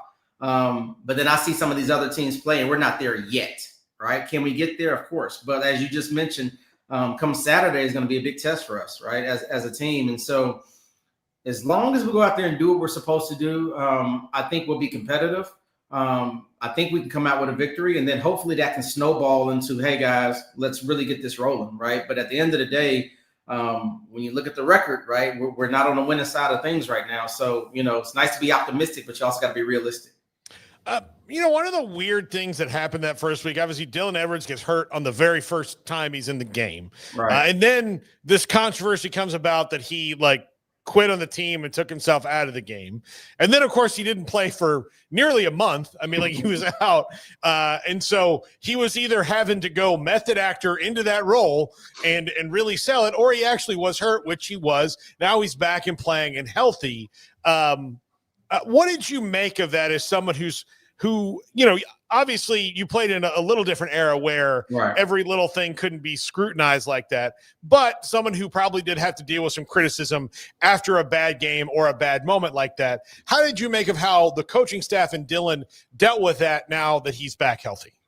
You know, there's more lens and visibility to everything now, right? And so it's hard to figure out exactly what's going on, right? I think we all saw the end result, right? He wasn't active, wasn't playing, and so everybody came up with their own thoughts and decisions, right? Me personally, because I know Dylan's dad, and I know kind of how what cloth they're cut from. I know that he probably was injured, right? Just based off of that and how his dad is and how the family is. Like, they're football people, right? And so I know that if he wants to be out there, he'll be out there. I also know he wants to show up 100% when he's out there, right? And so, you know, whether he was getting healthy to get back to 100% or making sure that it was the right time, the timing was excellent for last week. And I think for his first debut, to fully be out there for a full game, he showcased what he can do and the talent that we knew that he always had coming out of Derby and going to Colorado and coming back to K-State. And so now it's about consistency and just doing that week in and week out. And I think if he can do anything to the level of what he did last week consistently, I think you're going to see a different Kansas State team going towards the rest of the year. Yeah, and if anybody's watched that Auburn game, then they know that there's some yards to be had if Avery wants to go grab some yards out there. Aaron, I looked at your career, and I believe you played Baylor twice, freshman and sophomore years. Your freshman year, it was in Waco at Floyd Casey Stadium. You guys won 49-6. That's back when Baylor was not very good, but you guys crushed them. You had 7 for 157 and a score. Yeah. So you remember. So you do remember. I was just going to ask if you had any, and the next year you had like 3 for 37 or something like that. But do you have any recollections of just that performance? You had a bunch of other 100-yard games in that same time span, but anything stand out to you from playing the Bears? I remember that they played cover 3, which basically is, you know, you've got quarters and you've got a deep safety and you got a safety that comes in and takes the flats. And for us, we would just run Justin Swift across the middle to take that top safety off, and the backside would run a post. And I scored on that play. And I think we ran that play 2 or 3 times, right? And so they just kept jumping on Swift, and I would just keep going deep. And so I remember that game vividly because it was my freshman year, first time in Waco. And yeah, that was in my stretch where I had like 3 or 4 100-yard games back to back to back. And so for me, Zach Bronson we played together in San Francisco later on, and Zach had just left Baylor at that time in points. So every time I see Zach, I would tell him, Baylor's trash. I would just tell him left and right, trash. And he was like, we're not that bad. But now one of my good friends and ex-teammates is Kevin Curtis. And I played with Aaron Hunt, who's now the GM at Baylor, and Kevin's the DB coach. And so obviously has some love for Baylor.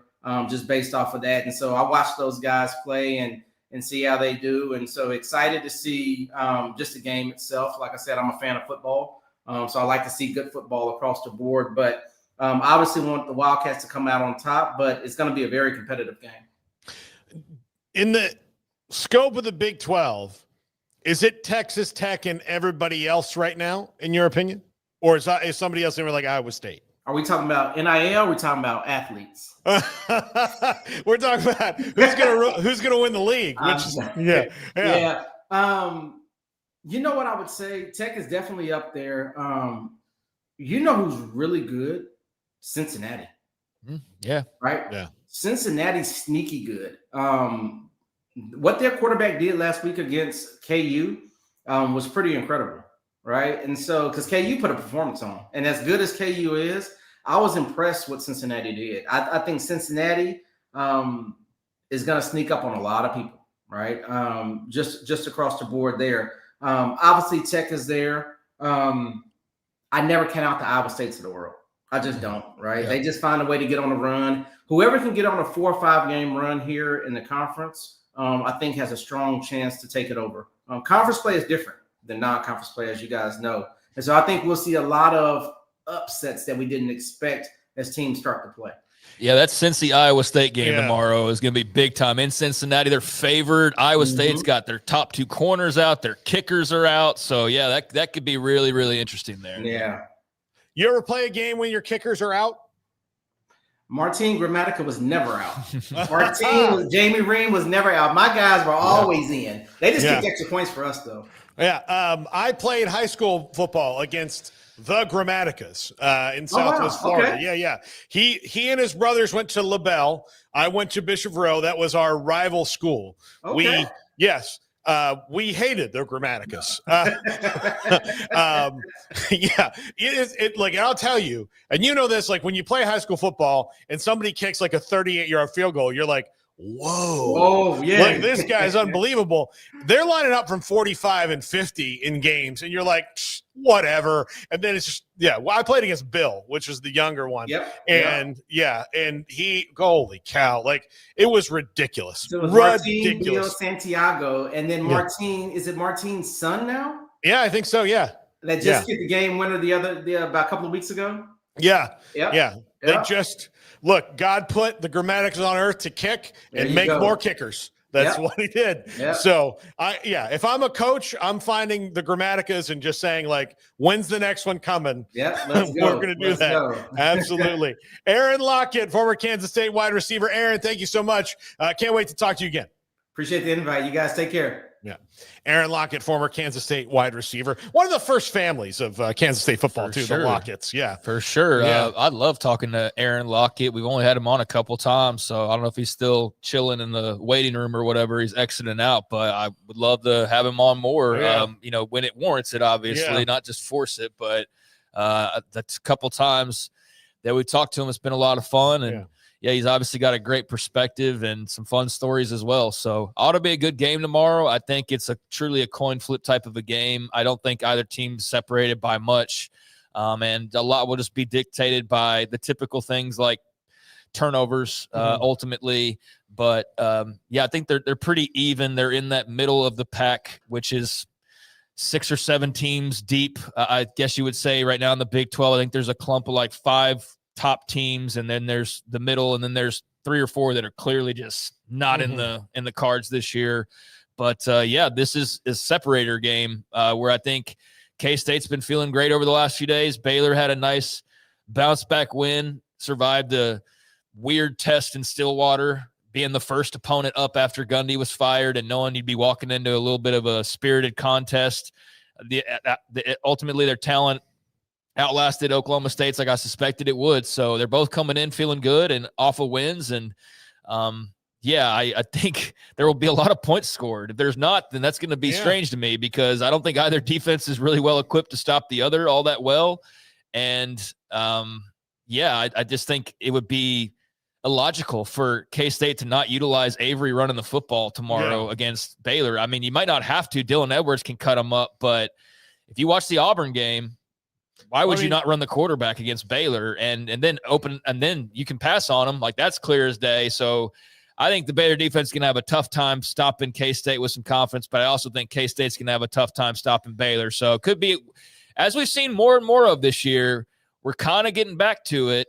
The SEC's almost tried to trademark it as their own, but the old Big 12 shootouts. Yeah. I wouldn't be surprised if this is a game that's sort of like that. I don't think some of these old Big 12 shootouts are also by design either. No, of course not. Yeah, the defenses have maybe taken a step back. They weren't back then either. It's just the defenses couldn't stop anybody. But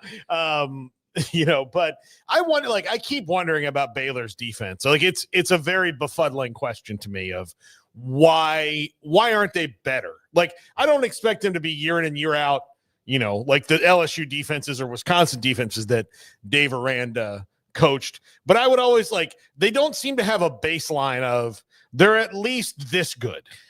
It's just so up and down. Yeah. And I would say too about the old Big 12 shootouts, that was on the cusp of this new era where you had your Gundys and your Leaches and your who else would you throw in? Eventually Bryles and various names. Oklahoma was running it with every offensive coordinator they had. Yeah. I was going to say with Oklahoma, that's where I paused. I was thinking about Oklahoma. I was like, who do I identify? Because it was all of them. Yeah, it was like all of them. But like those types of folks, they created these shootouts, and it wasn't even so much as the defenses couldn't play defense. It was some of that. It was also they were trying to figure out how the hell to stop these machines that these offenses had become, and it was just a really difficult task when you had the array of Texas Tech quarterbacks and all these receivers at their disposal just air raiding it up, and it took a long time for eventually an Iowa State to go, hey, what about this 3-3-5? Like, you think this will help? And then everybody's like, oh, crap, I think this works. Everybody's doing – like Cincinnati's big offseason defensive change was the 3-3 – like the past couple of years, actually. Tyson Viten getting the 3-3-5. And so that was part of it. Was just it was so cutting edge at that time that it wasn't the defenses were awful, but it made – for those that weren't good, it made them look awful. And for those that were good, it made them look bad. Now, I don't know what it is. I don't think it's great offenses. I think it's more of just, I think the defenses in these specific cases are bad. And for Baylor, I don't know what the answer is. I don't know if it's a lack of talent in some spots. I think that's part of it.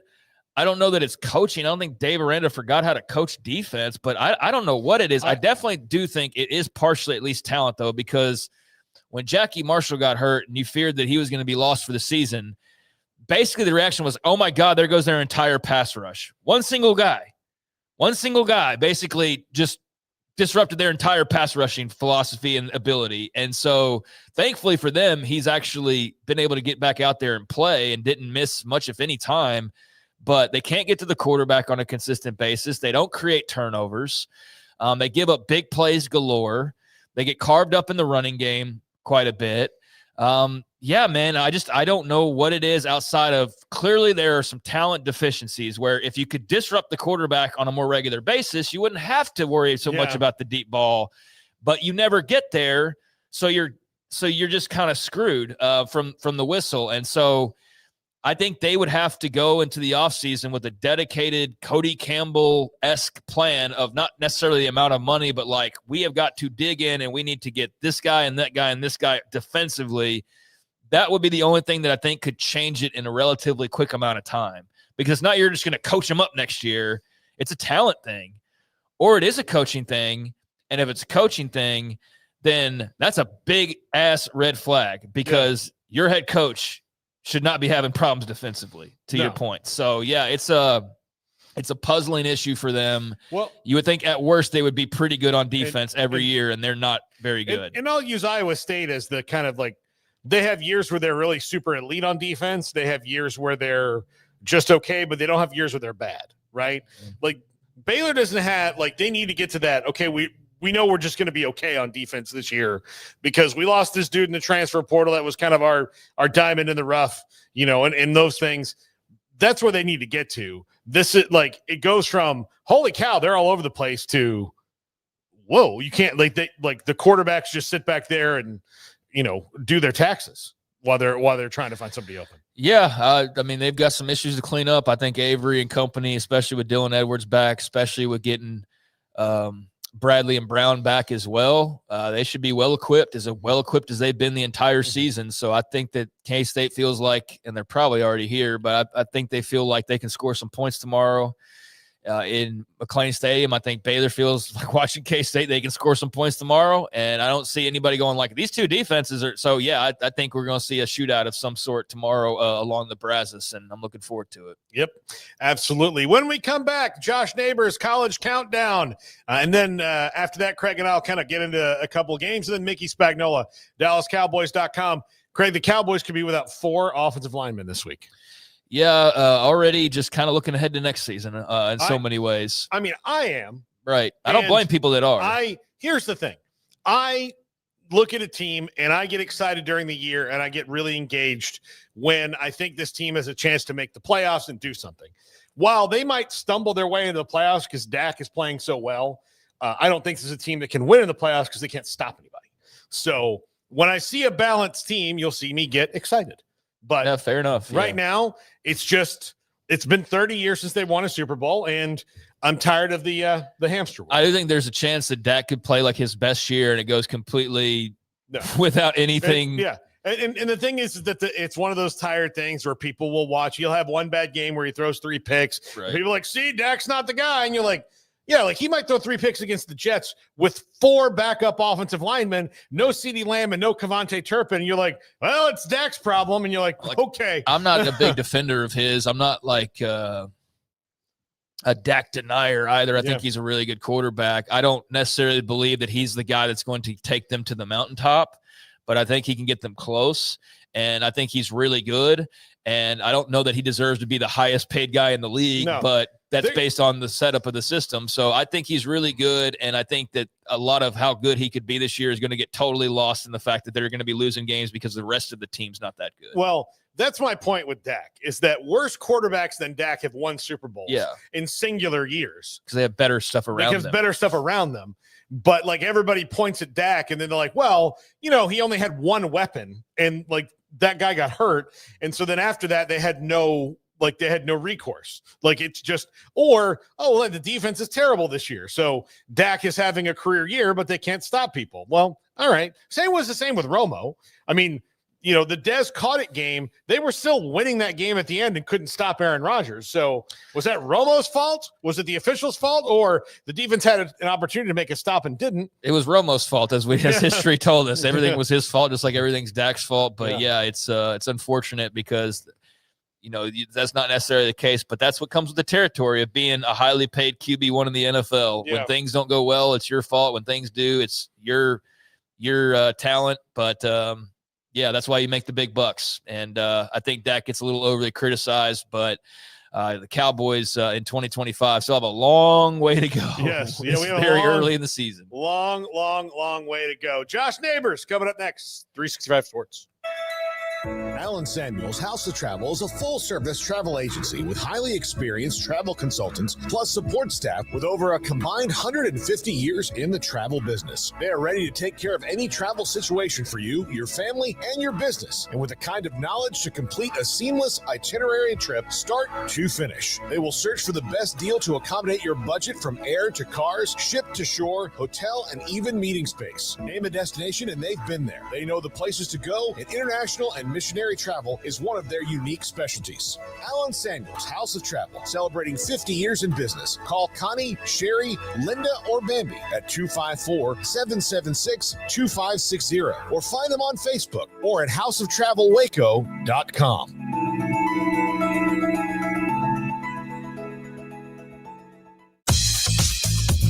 Baylor Scott & White Southwest Sports Medicine and Orthopedics, the team physicians for Baylor Athletics, diagnosing and treating all sports-related injuries, including concussions. These specialists also provide orthopedic services for athletes and non-athletes alike, whether it's knee or shoulder pain, a wrist injury, orthopedic spine care, and even an arthritis and total joint clinic. Trust the doctors Baylor Athletics trust. Baylor Scott & White Southwest Sports Medicine and Orthopedics wants to get you back in the game. With so many companies and policies out there, it gets so confusing shopping for insurance, and I never know if I'm getting the policy that's right for me. Luckily, I met the team at the Niche Group Insurance Agency. With the Niche Group, you can go to one company and get access to coverage options from many insurance carriers, and you get to speak to a real person about your specific coverage needs. With the Niche Group, I know I'm getting the right coverage at the right price. If you need insurance, talk to the experts at the Niche Group at 1-800-258-8302.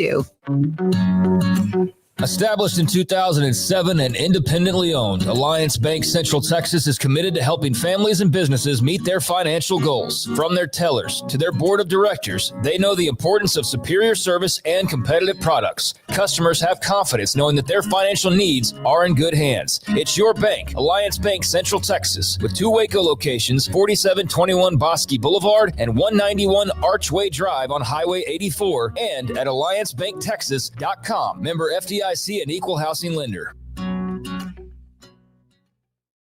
Want to send a message to the show?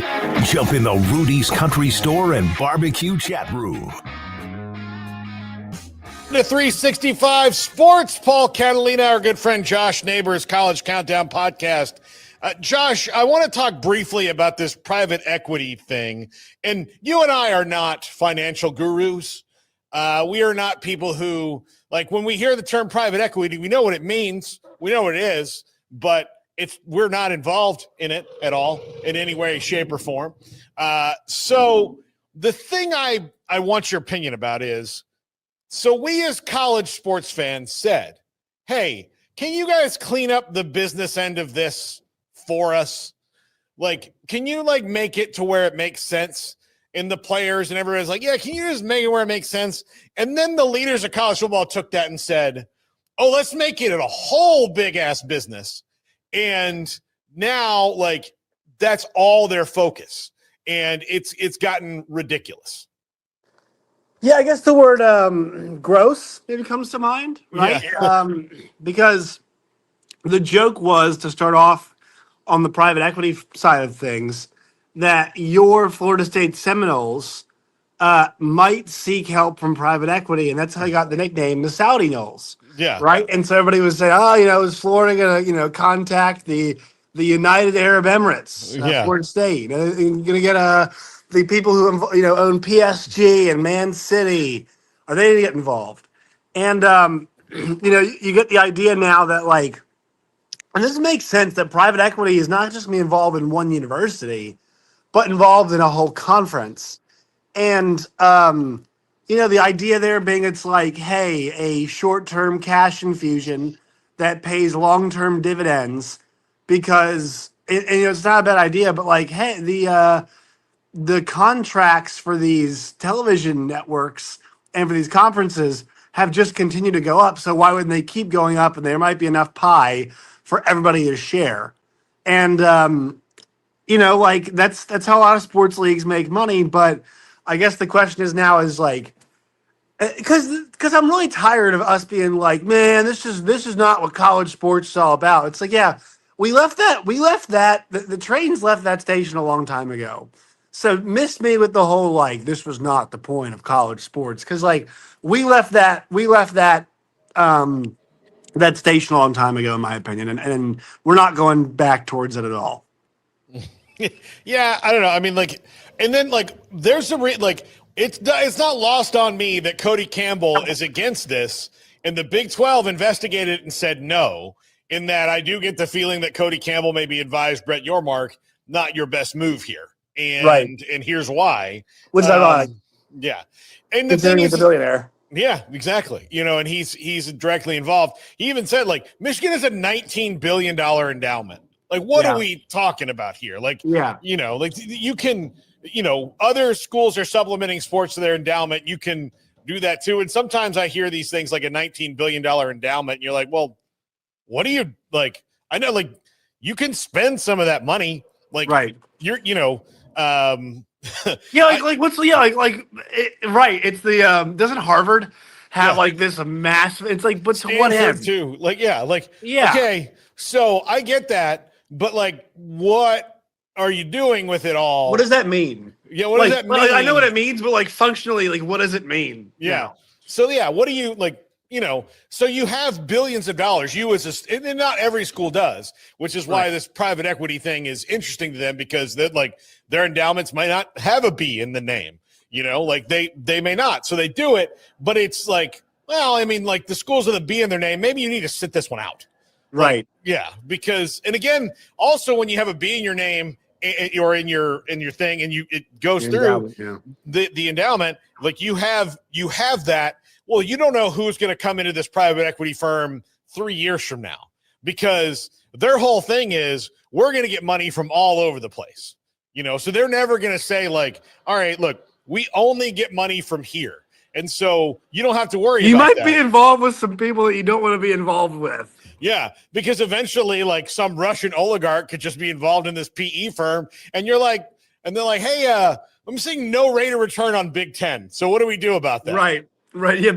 Big Ten's not doing very well for us, and meanwhile, you've got somebody who might be involved in in some war effort to crush Ukraine. Yeah. So not only are they trying to cut ties with you, or you're not profitable, you might be involved with some unsavory people in addition to this, because you've got no control over who is involved in the equity, right? So I mean, it's not like Tony Petitti is going to get to go to the board meeting and be like, "Oh, we're doing business with what country now?" Yeah, exactly. Yeah, I don't know. I vote against it, and then it'd be like, no, we vote with the dollar signs. Right. So like, Kyrgyzstan is involved. Yeah, exactly. Have you met Lex Luthor? Yeah. That's where you get involved in these things. So yeah, it's just weird that like they've decided like, oh, okay, well, here's how we're going to fix the business end of it. We're going to make it like a gigantic corporation. You're like, please don't do that. No. please don't do that. It appears they are. Yeah.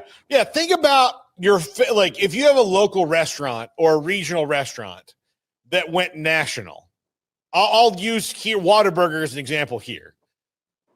It's still Whataburger, but it's a little bit worse.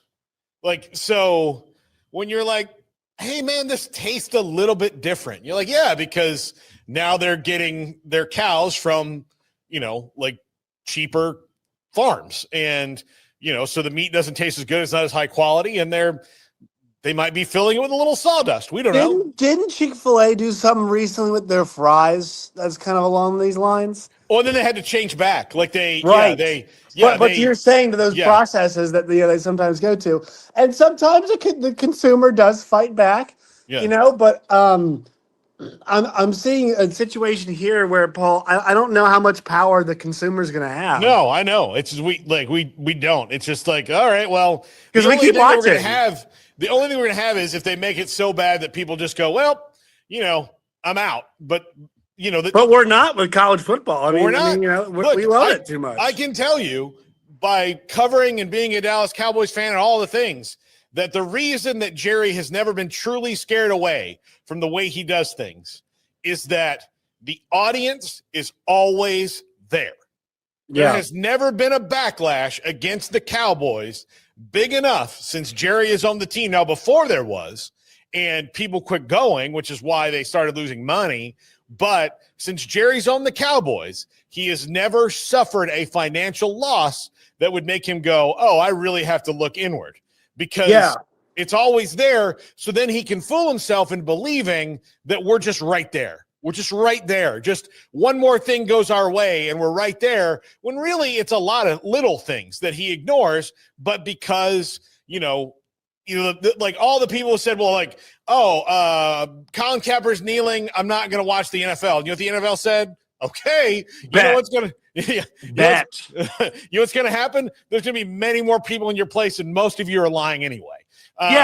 We'll call your bluff because, this is what it's funny that you mentioned this, Paul, because I went, and this shows you the strength of American football. And look, I know not everything is this way, but if you looked at the franchise value of every NFL team, and if you looked at it over year, and I saw it for this season, every single National Football League team experienced a double-digit percentage in their franchise valuation this past year. Every single one. Nice. You guys having some work down in there? Yeah, we're expanding. Yeah. But like every single team had that. Yeah. And so, like to Jerry's point, like these leagues, these teams, football in general as an apparatus, the leadership will call your bluff because guess what? You're not going to change. People love football so much. Yeah, they love it. All right, this weekend, last weekend was huge for marquee matchups. There's only 2 true marquee matchups this weekend. We man, I don't even want to talk about either of them. No. Bama and Vandy, this is the fact that this is like 2 years in a row.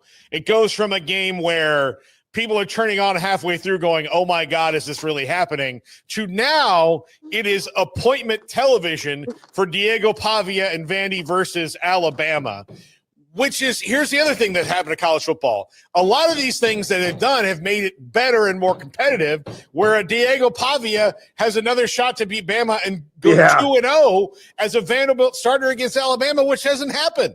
It's wild. What do you think about that game? And does Bama hold on, even though they're not spectacular, they're good? Yeah, I'm a little concerned for the old Pavia collective because last time crap talking Alabama went well, it was your Florida State Seminoles. Yes. Tommy Castellanos had a full offseason to do it, and they ended up making good on a lot of that stuff. I don't know how well it goes here. The good news for Vanderbilt is this, is that Alabama had a big win last week, a big game against Georgia last week, and that deserved all the time and attention that Alabama could muster, and they ended up getting the win. The bad news for them is that Alabama has seemed to find their form. And the bad news also is I don't know if a lot of those pop plays that Vanderbilt sprung on Bama last year are going to work this time around. Because I just don't, like, Pavia is going to have to be special. And it's going to have to be a little of that pound, pop. And I don't know if the pop's going to be there. The good news for Vanderbilt is they have been able to push some teams around this year. Their offensive lines played really, really well. They looked old. They looked good. They looked just strong. I just don't know if it's going to work 2 times in a row, Paul. I don't have a good feeling about that. Yeah. Maybe little rascally quarterbacks are Alabama's weakness. Maybe that's what it is. Maybe, that's the problem. In the Big 12 this week, the most interesting game is Cincinnati, who's now favored by 1.5, due in large part to the fact that Iowa State is down their 2 starting corners, and their kicking game is Hunter and kicker, I think, are both out. Yeah, both kicker, yeah. Then the other kicker, like they're out. So the back, like, people don't understand this. Like college, like NFL teams don't have backup kickers and punters. When a punter gets hurt, they go sign one to the practice squad, elevate him for the game, and wait for the guy to get better. Yeah. Or they put the guy on IR and sign the punter for the rest of the year. That's how it does. In college football, you probably have them, but they're more than likely walk-ons. And so I still think Iowa State has the offensive juice to get this done and the defensive ability to hold it intact. But you can see why this line is moving, and Brandon Sorsby has to be at least maybe a little bit more licking his chops, knowing that he can get some things done on the outside. Yeah, and I love what Cincinnati did last week against Kansas. That was a really fun, exciting game. The Cincy defense is very good. The Cincy offense is, in fact, very good, and Sorsby's been really strong.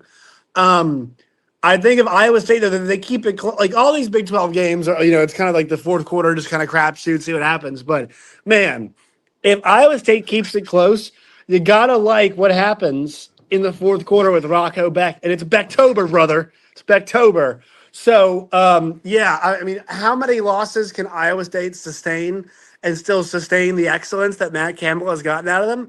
That's going to be asked this week. But I think the question is too, like, how much variance now comes into play now that Iowa State has basically become a high school football team that's going to go for it on fourth down essentially every single time now? That's my big question. Yeah. No, you have a couple of those teams in Arkansas. You have one of them that never – Kevin Kelly, Kelly. Yeah. He's just done the math and go, listen, I'm never going to get a good kicker or punter. I might as well teach a kid. Matt Campbell probably gave Kevin Kelly a call this week, said, Kevin, how do I roll this thing up? Yeah, well, actually, it's not even necessarily kickers and punters in high school. It's long snappers. That's what I see. There's no good long snappers. None. It drives me insane. They're rolling the ball to you. They're rolling the ball to you. I've watched so many punters be like, all right, I guess I die tonight. Yeah. Yeah. Totally. 100%. Yeah. If we die, we die. If he dies, he dies. Yeah, that's how it works. That's it. If I told you Kansas State comes in here to Waco, runs the ball down Baylor's throat, and wins the game, would that shock you? I guess it's a Big 12 game, so nothing shocks me, but it would. Yeah, it would. Yeah. Do you think it's a culture thing at Kansas State? Like they're better than UCF, and they're able to do that. But teams that they're maybe the lesser than or the same, they're probably not going to win those games because something's amiss. I think they did a 1-year reset. Just hold the reset button. And I don't know if Avery Johnson transfers or not. I mean, I think we'd all probably, at least I'd go with yes at this point in time, but I think it's just hold the reset button. But I'll tell you what, man, if there was any sign that things there just were going to go south, how about that fight in Dublin? It's got nothing to do with how good the program is. It's got nothing to do with what's happening internally in the program, but the quarterback's dad fighting his brother and like the cold, wet Dublin street is like such a good indicator of like where this thing was going. And I mean, none of us would have known that at the time. Obviously, once again, it's totally unrelated. But like, what an indicator of where this thing was going to go, Paul. Yeah, I know. It is. Look, here's the deal. If Avery Johnson wants to get back to running the ball, this is the team to do it against. Yeah. Because that's Jackson Arnold's, like, when he looks back on this year, he'll be like, well, I always had that one. Yep. I always had that one. Yeah, that's 100% true. No matter what stat they can put up on our screens about Jackson Arnold's numbers offensively this year, they can show the Baylor game and you'll be like, you know what though? Look at that one. Yeah. Look at how well that one went. Mississippi State comes to College Station this week. A&M is a different kind of A&M in that they can actually close out games and make big plays in big spots. Mississippi State is surprising. You're more of the gambling guy than me. 15.5 or 16, depending on the line, where, the book that's doing it. That seems like a little high to me. I think A&M wins the game. I think that they'll be able to maybe overwhelm Mississippi State's defense a little bit, but man, Mississippi State can score. Yeah, totally. They can definitely score. And that's what's exciting about them this year is like they can. Yeah, this is kind of the vision under Jeff Levy is that they've got the offense and look, like we're familiar with Blake Shapen's game. He's not perfect, but they've got a lot of pieces around them. And last week, they beat Arizona State, who we know is a good program, knows a good team, and they've started to do some more things offensively as well. Mississippi State has that. Look, the defense might not be there, but the offense appears to be there in a way that was not there last year under Jeff Levy. So this is an exciting team, and I think the reason why they keep it close is A&M is an offensively explosive team, but they're not consistent. Marcel Reed is not consistently the guy yet that maybe potentially he could be. Maybe he'll never get to that point, but that's an exciting game because of that reason. The question, though, is that can Mississippi State sustain that offensive excellence that they've shown in a couple games this year that's possible for them? That's the big question. And I think that line reflects the potential for a blowout. But if you can get me 16, I might take that on the road for Mississippi State. Yeah. Okay, let's find out if we're going to be friends after this week. What happens in Tallahassee? I don't know. I mean, conventional wisdom says Florida State plays really, really well at home and beats Miami. To me, at least. Miami is the lines of scrimmage. They have been really, really good this year. I don't trust Beck in this environment. I'm wondering. My big thought is, will Miami get their defensive line up the field and contain Tommy Smokes the way that Virginia was able to do a little bit of that last week? Offense went crazy still.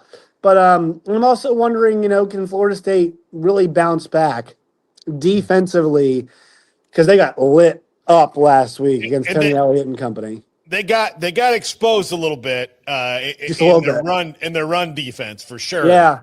And Carson Beck's not going to scare me running that zone read that Chandler Morris does in the biggest moments in his life over and over and over again. That's out of the picture. But Miami has 3 running backs they can just hand the ball off to. Yeah. And not have to worry about this. So they don't have to run a zone read. Yeah, we'll see. Dive. We'll see. Well, yeah. I'm this game really does excite the heck out of me. And I think no matter what happened last week, I still think this game is fascinating. Like, I don't need both of these teams to be undefeated to find this game really interesting. I don't need that. And I think that, it's but like if it's tight, I don't trust Mario Cristobal. Yeah. So, if it's a tight game, which I think it's going to be, I'm going to take Florida State. All right. See, we can be friends again. That's good. I'm glad that you I got your back, Paul. I got your back. I'm glad you understand the way that I work there, Josh. Well, Josh, have a good broadcast tonight. An hour away from you. Travel safe, and we'll talk to you next week. I will, Paul. You all have a great Friday and enjoy the weekend of football. All right, Josh Neighbors, College Countdown. Mickey Spagnola comes up at 5 o'clock. This is 365 Sports. Automatic Chef is your local vending, office coffee, and micro market provider, delivering outstanding service to break rooms all over Central Texas for over 50 years. Automatic Chef brings the best products to your location at the best prices. With hundreds of choices in fresh food, coffee, snacks, and drinks, let Automatic Chef tailor a break room solution to your needs. Make break time great again with Automatic Chef. Automatic Chef Canteen, 6900 Imperial Drive in Waco, or online at automaticchef.com.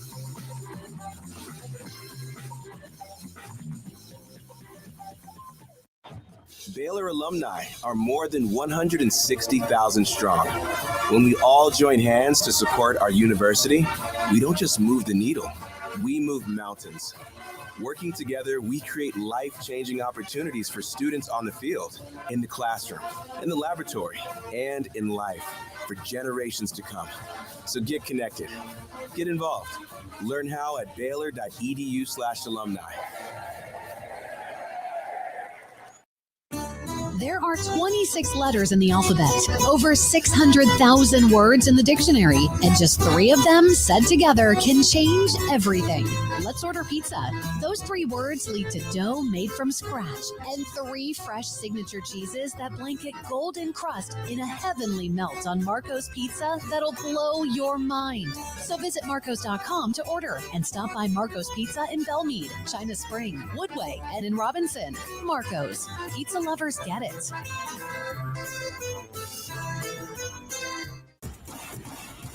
Penny Clinic Men's Healthcare in Woodway is now proud to offer you men an exceptional weight management body sculpting product called semaglutide, also known as Ozempic or Wegovy. Semaglutide is an FDA-approved weight management medication. Once-a-week injections of this powerful medication offers an average body fat weight loss of 20% within the first year of treatment. In addition to body sculpting, semaglutide also normalizes blood sugars and has the clinical research proof of reducing blood pressure, cholesterol, stroke, and heart attack risk. If you're like most men and you have stubborn fat that will just not respond to typical diets and exercise, then help is finally here. Semaglutide, affordable, highly effective. Google search Penny Clinic Waco and reach out to the Penny Clinic team today for a free consultation with Dr. Penny to see if semaglutide is right for you. Go to pennycliniclowt.com.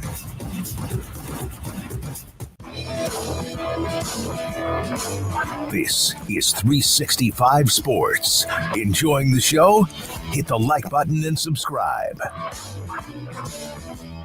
Welcome back, 365 Sports. Paul, Catalina, and Craig Smoak.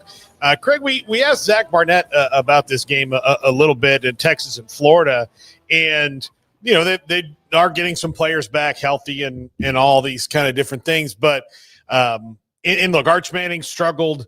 This is their first SEC opponent. They've got a good defense. Do you think that Texas is legitimately on upset alert, or are things too chaotic at Florida right now?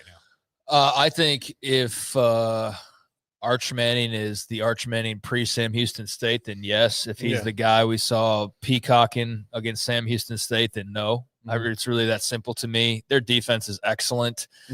Their weapons are not as rock solid as I think they've been in recent years. Like, they've got talented guys, but I don't feel like they've emerged quite the way like Xavier Worthy emerged and became like a guy. Yeah, A.D. Mitchell, Xavier yeah, Worthy. like they don't seem to have like guys that are just like the dudes. Just Tavian Sanders, Gunnar Helm, guys like that. Yeah, they're kind of still figuring some of that out, I think. But the talent's clearly there. It's just like who steps up and grabs the brass ring type of thing. But yeah, man, if Arch is the Arch that some people hope that he is, which is facing a good defense, actually just an average quarterback, then we could probably see some of that tomorrow. And then I think there's a chance that they go in there and get beat. But if he's got his confidence back, and that's really all that it took was, not playing Ohio State, then I don't think Texas has too much of a problem. I know that seems sort of simplistic, but you get like all the variations of the matchup. Like, I just don't see how Florida scores many points in this game, barring pick sixes and kick returns or things like that. I don't think they're going to like methodically work their way down the field. I don't think they're going to control the clock. So to me, what's the game deciding factor? It's Arch Manning in that offense. And that's where I am with it. Yeah. And look, DJ Lagway's not 100%. Like, he's going to roll out there and play, but he's also not been practicing all that much. And that's not going to help him against the defense that is this good. Like, Texas has had elite defenses for the last few seasons, but none, none that have to carry the team exclusively like it has the first month of the year. But and part of me also just thinks that eventually Arch and the offense are going to get right. It may not be against a defense as good as Florida, but I just think that, especially the way that things are going at Florida, that, it might not look like this. This game is probably the most depressing one for the SEC because these are two gigantic brands. And because Florida's not that good and Texas is maybe not prolific, it's maybe more of a dud of a game than it should be in most years. Yeah, and I've kind of checked in. I know Texas had some health issues defensively. I have not dove deep into the health statuses.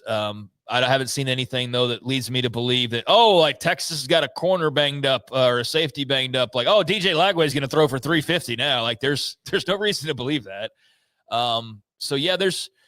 There's some ingredients here where, like I said, if we get bad Arch Manning, then there's a chance that this could go sideways. But I really have had a hard time trying to build myself up into thinking it's actually going to happen tomorrow. Yeah. I've just been sitting here going, no, I think Texas wins this game. Like I haven't, it hasn't, not once have I gone, well, no, I just think Texas wins this game. So I'd be happily surprised tomorrow. Like, I don't think it's the sexiest schedule. So if we get some big upsets, then by all means, if we get some classic games we're not expecting, then bring it on. That's all I'm rooting for as a fan, is I just want to see entertaining, thrilling games as much as humanly possible between now and the end of Saturday night, early Sunday morning. So do I anticipate Texas, Florida will be one of those games? No, but if it is, then awesome.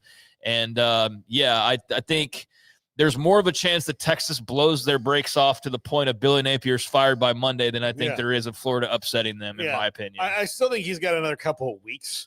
Probably. Yeah, but I do think that eventually they got to get busy on that front of replacing him. Yeah, on the SEC thing, like, certainly this game could be, I guess, polished up a lot more if Florida was a top 25 team or a top 10 team like Texas, and it was more of what Vanderbilt, Alabama is actually, and those types of rankings, then there'd be more on this. But I still think they'll have a monster number for this game because Texas gets viewers no matter what. The fact that there's been a little bit of upset talk, I think maybe brings in some people who might not otherwise would think too much of it. And then, for those that are probably casual anyways, they see Florida and they just think it's Florida. They don't realize it's like bad Florida right now. So they'll still bring in a really healthy number for that game, but not close to probably what it could be if Florida was a top 10 type of a team. Game of the weekend, certainly in the leagues, Bama, Vanderbilt. And then you've got, a lot of teams are off this weekend. So you've got OU playing Kent State. That's whatever. Look, I'm an OU fan. Like, just what's the latest on John Mateer? I'm looking forward to seeing Michael Hawkins and all that, but I'm looking forward. It's a 45.5 point spread, dude. 45.5 point spread for OU Kent State. A&M Mississippi State's another really good game, though. So that's something I'm looking forward to, even more so than Florida, Texas. Oh, I'm looking forward to that one a lot. I think that Mississippi State can score. A&M is certainly better. And if they can avoid stepping in look, they're 15.5 point favorites, which I think is too much against the Mississippi State team. 16.5 now. No, 16.5. That's too much against the Mississippi State team that can score. And maybe look, the Mississippi State's defense is not, the end all be all, but it's better. It's the other day I said they have a very good defense, and what I think I meant was it's not like it's a dominant defense. They are very much better than they were a year ago. They are very much improved. A sieve last year. They were terrible last year. They are not that this year. They are much, much improved there. So that's up to 16.5. I picked A&M, but I see where people are coming from, and that could be competitive. Vandy, Bama at 11.5. OU Kent State, as I mentioned, Florida, Texas, and then the only other game, there's only 5 games tomorrow in the SEC, and it's Georgia hosting Kentucky, and that's nearly 20-point favorites in favor of the hometown Bulldogs there at Sanford. So, I think Bama Vandy's the headliner, but A&M Mississippi State and Florida, Texas could be spicy. I'm I'm not betting on it in Gainesville, but 5.5 point spread. I mean, clearly there's a ton of people that feel differently, and I'll be pleasantly surprised if I'm wrong about that. Yeah, I don't know how to feel about that game at all. I don't. Well, you're rooting for both teams to lose if at all possible, which is exactly it's not how it works. No, but I get and there's it. no ties. Yeah. A 0-0 tie would be great. Speaking of a guy who watched a tie last week, Mickey Spagnola, DallasCowboys.com. First Cowboys tie in a very long time, Mickey. And I did want to ask you first before we get into that, as a fellow Louis Vuitton shopper, can you talk about those cleats and that maybe Jaden Blue was not just using them in the right fashion? Well, I think it was a pretty stiff shoe. He talked about it this afternoon after practice and said he kind of hurt the back of his heel. And so he decided, might not want to use those in a game or the rest of practice. So he switched shoes back to his normal ones. Maybe not as fashionable, but more useful, right? Yeah, absolutely. I can tell you, as someone who, since he's gotten married, has had to venture into a couple of Louis Vuitton stores and told a couple guys in suits, "Are you kidding me with how much that costs?" You figured that out real quick. Yeah.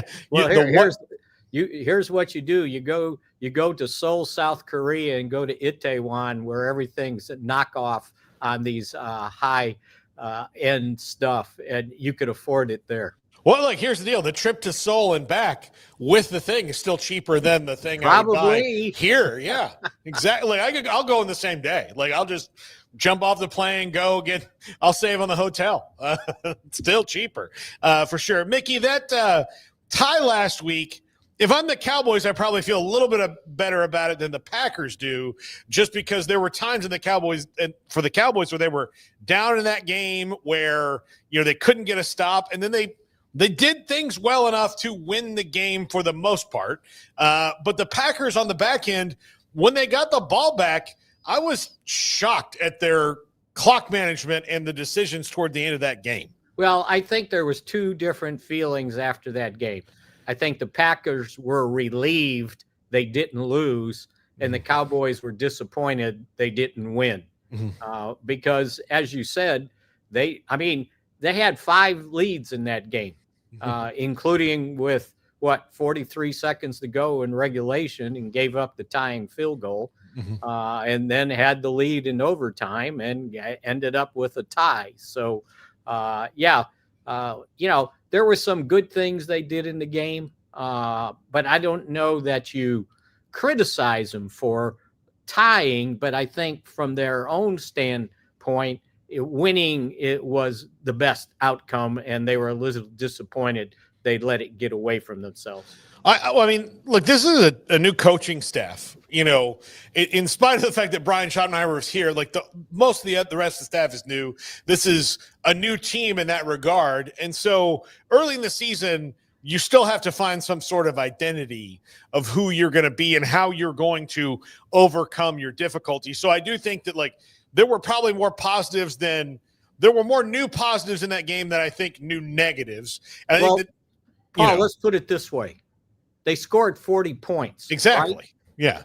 And they finished the game with 3/5 of their starters on the offensive line not in there. Yeah. So, and they only gave up 1 sack. And the mighty Micah Parsons didn't ruin the game for him, right? Although he made a big play there at the end. Yeah. But other than that, they neutralized him. For an average of $47 million a year, you would think that he might have had a bigger impact on the game, but he didn't. So much credit, in my opinion, and I write about it today in my column on DallasCowboys.com, to the coaches on the offensive line of having guys ready to go in and perform well enough for this team to score 40 points. Yeah. Think about it. They started the game without 2 starters. By the time they got to overtime, Tyler Guyton was out with a concussion, and I'm guessing Tyler Booker was, playing through a knee sprain that he finished the game, and now he didn't practice all this week. He's being listed as questionable, So I guess that's more hopeful than anything else, but very well can go into this game against the Jets with 4/5 of the starters on this offensive line missing. And the coaching staff's like, no excuse. You got to come in. If I give the guy a uniform on game day, he better be able to play. Terrence Steele's the only lock to start this week, right? Right, exactly. Guyton's out. Cooper Beebe's still on IR. And Tyler Booker is out. So the iffy one is Tyler Smith, but he hasn't practiced all week. But they're listing him as questionable. So you're hoping maybe something happens on Saturday that he gets better and he can get out there. But if not, that's 4/5 of your offensive line with backups in there. Mickey, the defense still has not found that pass rush. How much do you think Matt Eberflus starts maybe changing things up and taking some more chances with the defense as the defensive backs get healthier? I don't think we've seen the real Trayvon Diggs yet. He looks like he's, getting back, but and then obviously Deron Bland had some injuries as well. How much do you think he might change things up scheme wise or take some chances? I don't know about taking chances, but maybe changing things up a little, changing personnel up a little. It makes a difference if Trayvon Diggs is playing football the way he knows how to play football after not having played. You missed the whole offseason. I get it. You were rehabbing. You missed all of training camp. Now, I think he could have recovered better had he been working out here instead of, with his own trainer out in Miami. And the Cowboys trainers didn't have their hands on him. But he doesn't seem to be playing with confidence. And I don't know if it has anything to do with a knee that was bothering him. He hadn't been a full participant in practice. I think today they listed him as today he moved from limited to full, so that's a good sign. So if you can get him out there playing at his level, Deron Bland, remember that he missed 2 games, just got back last week, and so if you have all those guys in there, then you've got at least 2 other corners to choose from on who you want to put outside or inside with Reddy Stewart and Kaiir Elam. So that makes a little bit of a difference. They're going to be without Malik Hooker. He's out. So Wanye Thomas is going to start at the other safety spot. And then they've been changing things up at the linebacker spot. You saw Leofau got his first start when they were in base defense with 3 linebackers against the Packers.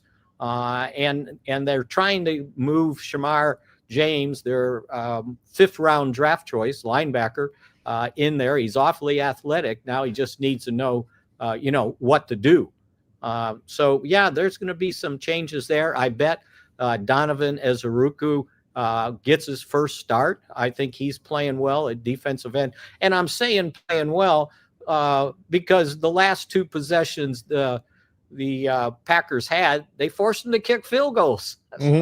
But they only needed to kick the field goal to tie the game and go into overtime, right? Yeah. But at least they weren't touchdowns. So, we'll see the more they play, how they play it. Maybe they feel better playing a little bit more man defense, but you got to be careful with Justin Fields out there because if you're playing man, everybody's backs to the line of scrimmage, and he wants to run more than he wants to throw the ball. Yeah, absolutely. They linebacker depth was an issue coming in, and then they've got some injuries there. That also seems to be a bit of a problem with the pass rush, in that they haven't had consistency at that position as well. So they maybe, it's just the defense is a total work in progress compared to what the offense is at this point. Yeah, no, and I told you guys after game 2 against the Giants that. This whole thing's going to be on the offense. They got to score. They got to score 30 to 40 points to be able to win, to compensate for the struggles on defense. And then they go to Chicago and they only score 14 points, right? Yeah. But then they come back against what was supposed to be one of the best defenses in the NFL, and they put 40 on the Packers with Micah Parsons, by the way. And I looked it up. They hadn't given up 40 points in a game since 2022. So, that's an accomplishment. But again, do you have to score 40 every week to be able to win the game? At least if this defense can step up, plus against a quarterback that you would rather have him throwing the ball than running with the ball this Sunday in New York. Yeah, Mickey, before we wrap up, I want to talk a little bit about how well Dak Prescott is playing in spite of his top receivers not there. This week, he's not going to have Devontae Turpin, who is, seemingly like he's just like, he looks to me like he's taking steps each and every week, and he's a threat out there on offense as well. So it's George Pickens, who was fantastic last week, and then guys who are, fourth wide receivers essentially as what they're going on. And I do have some confidence that the way he's playing right now, he's kind of going to make some things happen no matter who's out there catching the ball. Well, he seems to be trusting these other guys, right? Mm-hmm. He trusted Jalen Tolbert in this last game, and Tolbert kind of came through. Flournoy, he's a young guy, but he made some key catches. And my guess is they're going to have to elevate another wide receiver, and I bet it's Jalen Brooks, not just for wide receiver purposes, but for special teams purposes. So without some of the guys they don't have, they'll need some help on special teams. So, it's a rather slim wide receiver core. Now, they did start Jonathan Mingo's practice period to come off IR. I don't think he's probably ready for this game, but probably next week he and Kalen Carson would be, I think, ready to possibly play. So that helps. If they got reinforcements coming, not soon enough. CeeDee Lamb, I've seen him out there on the resistance cords, and he was moving pretty well. So he's getting closer to returning. And, I'm guessing they thought maybe he'd be out 3 weeks since they didn't put him on the 4-week IR return. So, if you can kind of just get through these next 2 games and get yourself above 500, then I think you're giving yourself a chance. But first things first, because think about it, the Jets have lost 4 in a row. And you know what I tell you all the time, right? Yeah. The more you lose in the NFL, the closer you are to winning, because something's going to fall in your lap. Yeah. And so you just don't want it to be against you, right? And so they got to be careful with this one, especially if they've got to go with 4/5 of their offensive line missing. Yeah, and it's just one of those things where Justin Fields just had a pretty good game running the ball, even in a loss last week.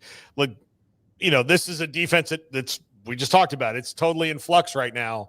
So, this is the week where if you can do one thing, don't let Justin Fields get loose and then worry about the rest of it later. Well, I think what they've got to do is, they've been known to play a nickel, like a big nickel, and have sort of a safety / linebacker on the field to keep an eye on running quarterbacks. And I think you probably want to do that because God knows they don't want a 42-yard touchdown run against them the way who did they hit last? Was it Miami that he ran that touchdown against? So, yeah, you got to make him beat you throwing the football. Even if you don't get to him in the pocket, keep him in the pocket. Yeah, absolutely. Mickey Spagnola, DallasCowboys.com. Mick, we'll talk to you next week. Okay, I'll be here. See ya. All right. So coming up next, the top 5 and then the Carnival. Is that what you decided to call it, Craig? I didn't officially name it, but like the sports carnival, something along those lines, because it just feels like we're playing a bunch of fun games. Like I don't think we have a teddy bear to win or something, but we might need to get one because it kind of has that vibe to it. I don't know. Maybe I'm on my own island here, but I feel like it's just a grouping of games. So yeah, it makes me think of a carnival somewhat. Yeah, absolutely. When we come back, all of that. This is 365 Sports.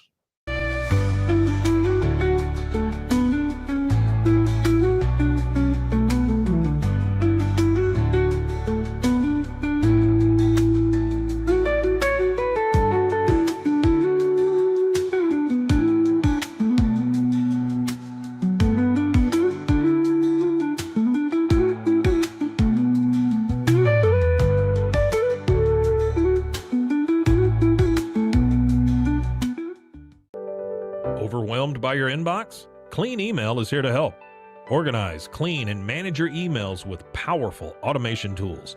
Say goodbye to spam and clutter and enjoy a stress-free inbox. Try Clean Email today at cleanemail.com. That's CLEAN email.com.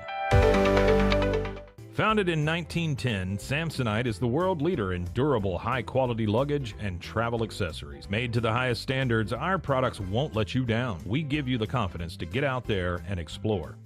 Inspired by the past, devoted to the present, and built to inspire a multi-generational future, Samsonite is here to elevate your journey. Travel with Samsonite and pack confidence every step of the way. Shop now at shop.samsonite.com. Samsonite.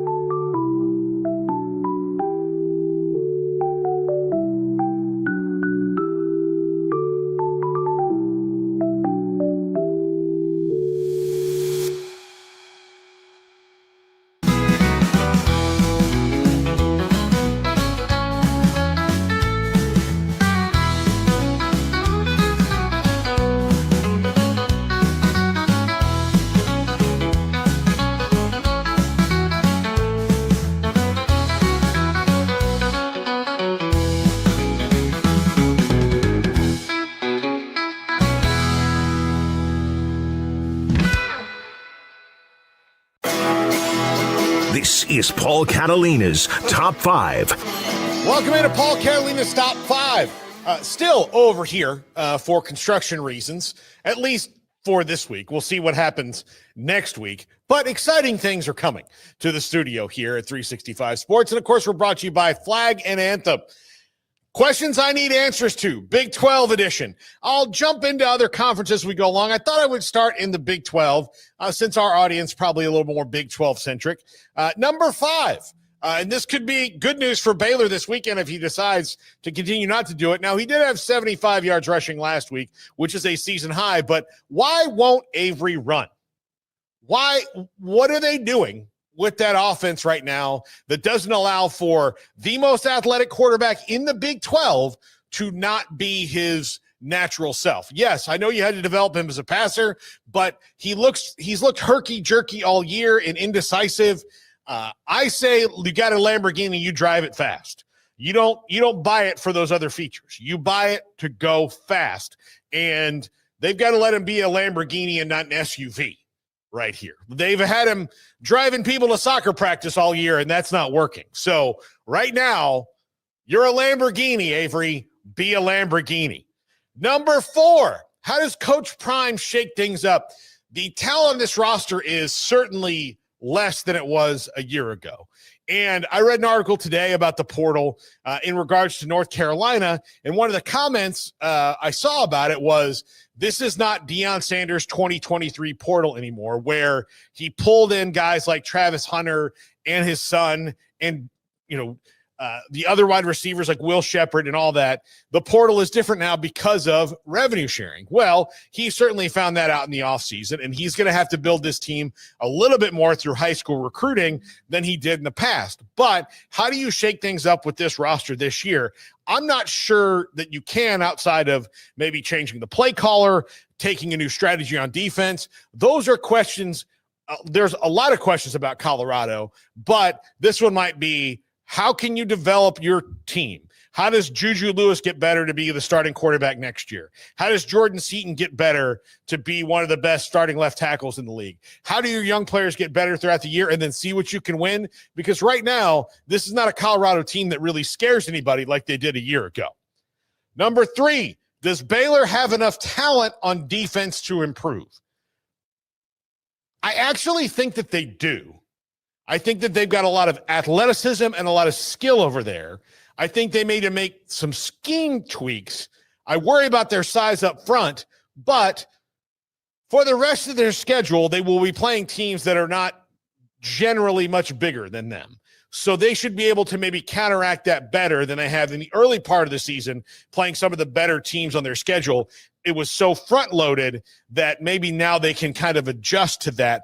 But Dave Aranda needs some answers. And I think part of it is a little bit of talent and depth on defense, and part of it is just they need maybe a bit of a scheme shakeup because I think they've been figured out a little bit. But they've got some good linebackers. Keaton Thomas is a good player. They've got defensive backs that can run all over the place. They've just got to put them in better spots to get those big plays. Number 2, can West Virginia improve without a Rich Rod quarterback? How do you get through this year without a true Rich Rod super athletic guy? How do you make that happen? I think you work on everything else. I think you work on making sure that your defense can hold people in check. I think you make your running backs, your wide receivers, your offensive line that much better, and you deal with what you can deal with. Because there's not going to be somebody, unless one of their freshmen on the roster just all of a sudden the light comes on. But they don't have a true Rich Rod quarterback. How do you win without that? You can tell with Nico Marchiol this year, it just wasn't a fit in the offense. And then Jalen Henderson is a good enough athlete, but he's not really a quarterback in the classic sense of the word, even in a Rich Rod offense that doesn't ask the quarterback to do things in a traditional offense. So we'll see there. And number 1, can Cincy hang in the race? Do they have the dogs and the talent and the depth to hang in this race all year? If they beat Iowa State tomorrow, that I think is a big indicator that they can, because the schedule is going to ebb and flow throughout it, but they've got a quarterback in Brendan Swarsby who seems to get better each and every week. So can Cincy hang in the race? I think the answer is going to be yes, but we're going to see this weekend, even if they lose to Iowa State, if that is an all-out tussle, then I do think that Cincy shows they can hang in the race. We've got the Carnival coming up. New name for it right after this. Actually, it's right after nothing. All right. Wheel first.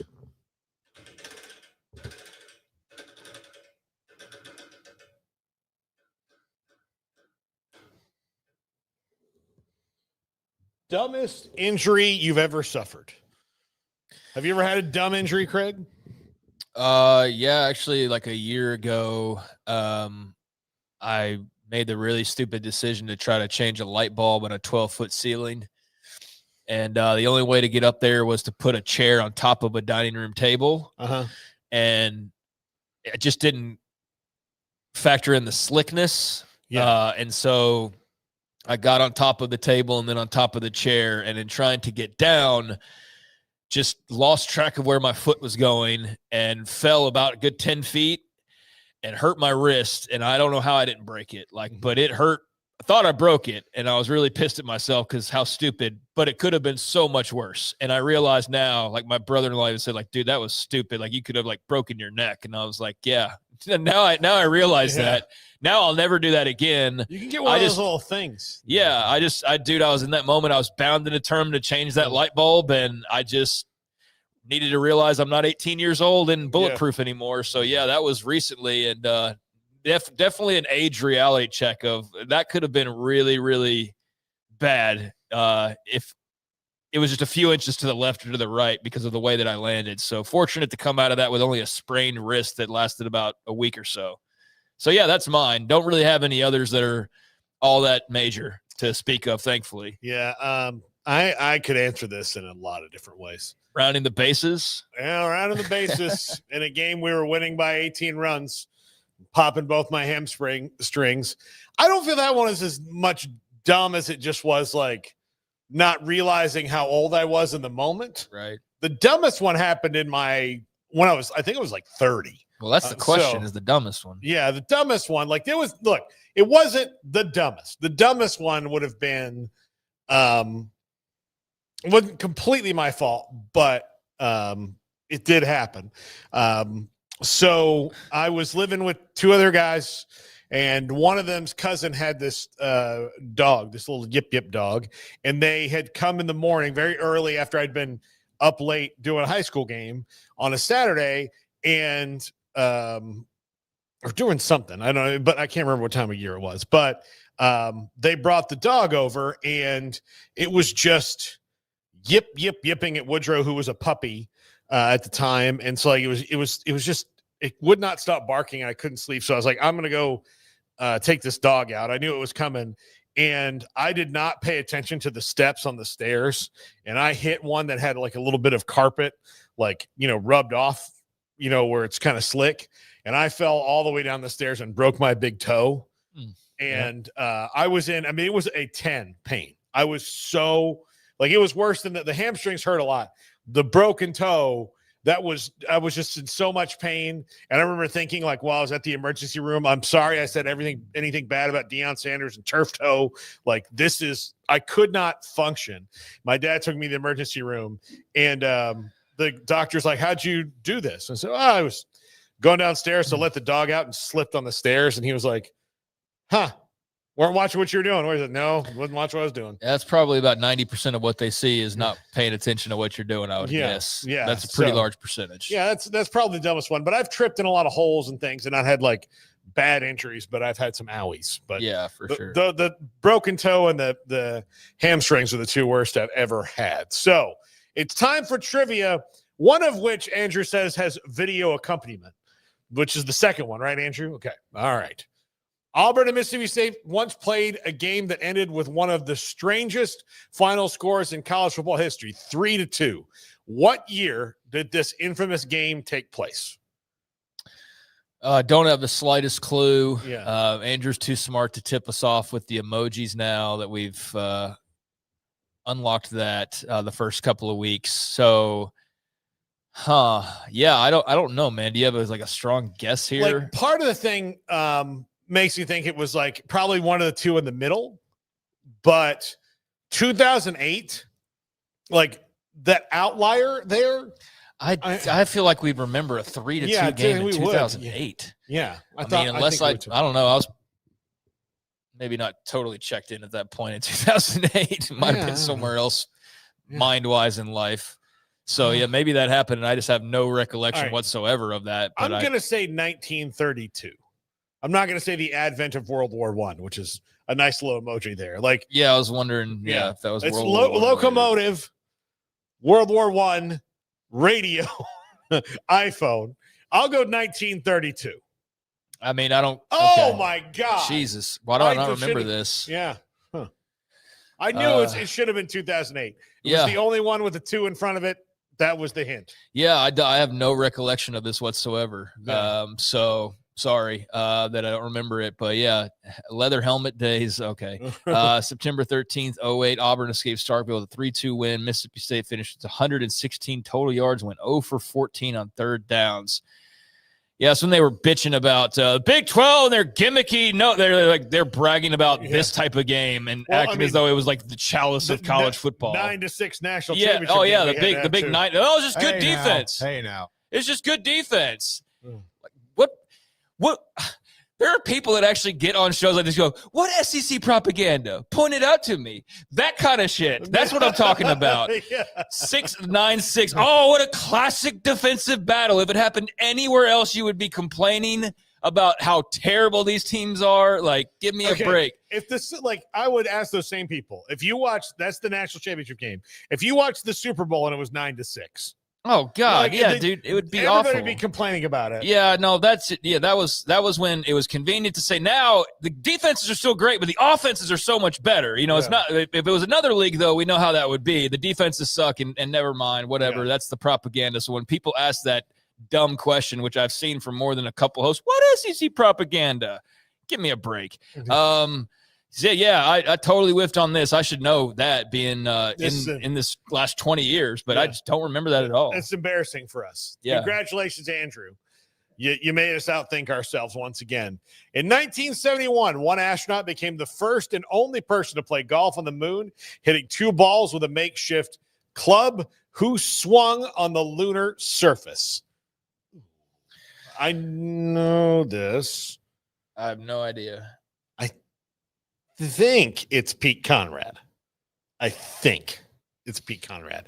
I am a big NASA nerd, and I'm going through in my head the missions, which this one would have been Apollo 12, maybe. I only know of 13 because Tom Hanks was on there. Yeah, and so was, I don't know. I'm gonna have to. Golly, I'm gonna be so disappointed in myself. I don't get it. So guess you're not that big a NASA nerd, huh? yeah, I know. Catalina. I get. You know what? They're gonna kick me out of the club. Maybe you're right though. Maybe I'm talking trash. I'll be ostracized at the meetings, and I won't get my new proctorate. Paul, can't believe you didn't get the quiz question right. Yeah. There's so- my Conan O'Brien doing a nerd impersonation. Yep. Alan Shepard. Oh, it was Pete Conrad or Alan Shepard. Yep. All right. Yep. Oldest person walking the moon, age 47, fashioned a golf club from a 6-iron and a rock collecting tool. That's despite swinging one-handed due to a spacesuit. He had 2 golf balls, the second traveling roughly 40 yards thanks to lunar gravity. Both balls remain on the moon today. All right. Pretty cool. So I'll go and try to find one when we go. Yeah. Sure enough. Okay, here we go. Recognize what I have in my hand is the handle for the contingency sample return. It just still happens to have a genuine 6-iron on the bottom of it. In my left hand, I have a little white pellet that's familiar to millions of Americans. Drop it down. Unfortunately, the suit is so stiff I can't do this with 2 hands, but I'm going to try a little sand trap shot here.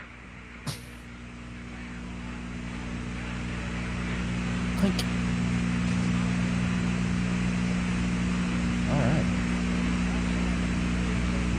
They got more dirt than ball this time. More dirt than ball. Here we go again. Never seen this in my life. I had no idea it existed. Here we go. Ready to die. One more. All right, Alan, kind of hogging the TV time here.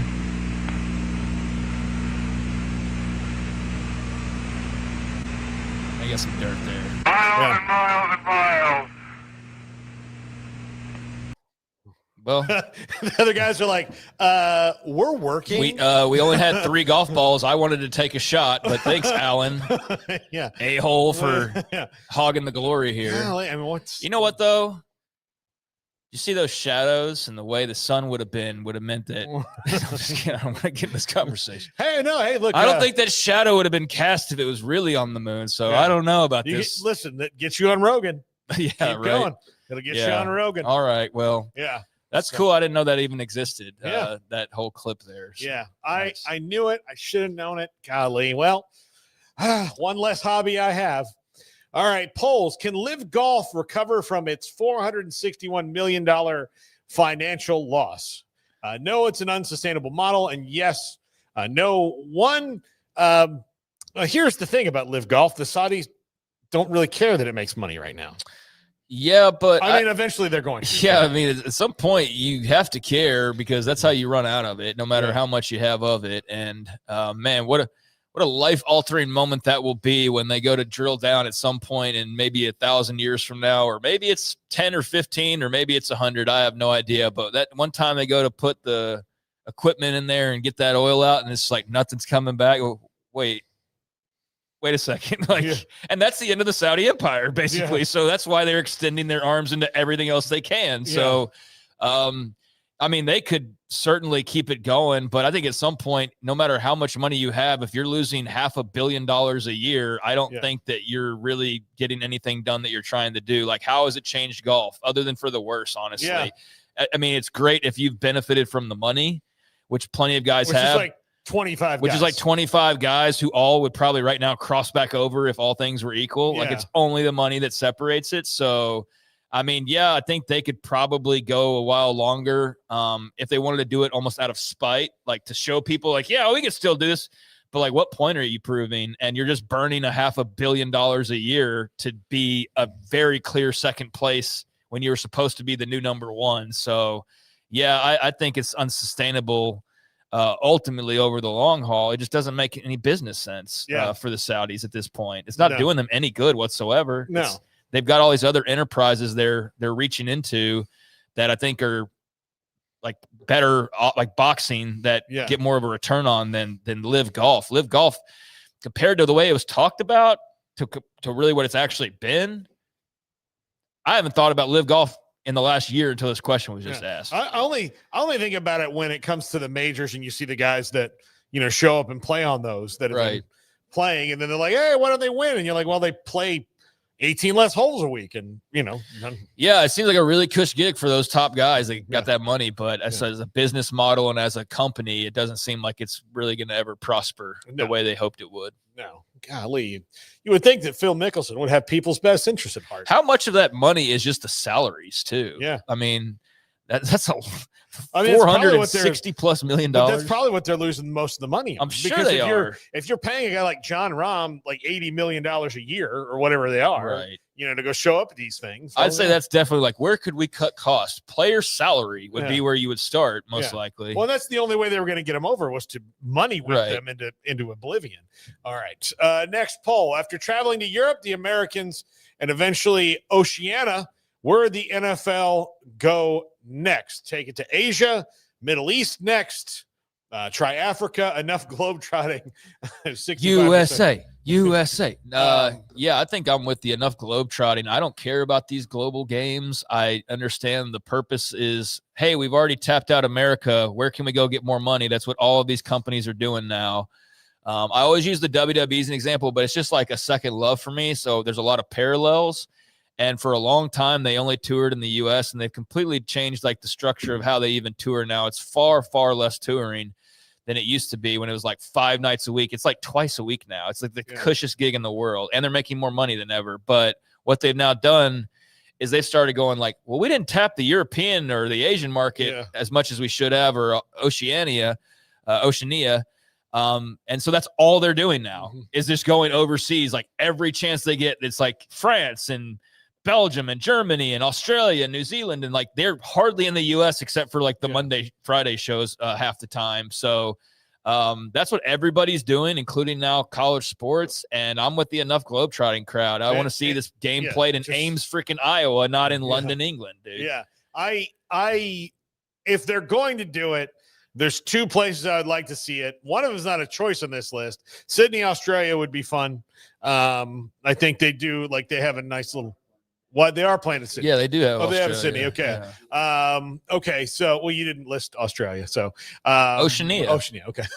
It's Australia, New Zealand, and Fiji, and Samoa, and Tonga, and Tuvalu, and Vanuatu, and the Marshall Islands, and the Solomon Islands, and Papua New Guinea, and I could keep going, but I won't brag any further than I already just did. I just know every country. It's cool. Carmen, San Diego. Yeah. But I would want to see it in Tokyo, which they did. They've like done in NFL in preseason, but Japan, like a regular season game in Tokyo, I think would be cool. Yeah, I mean, I think that would be a good spot. I mean, Africa would be super interesting. I don't know what kind of venues and options they would have really outside of they're doing some outreach in Africa, and they have the NFL Africa program.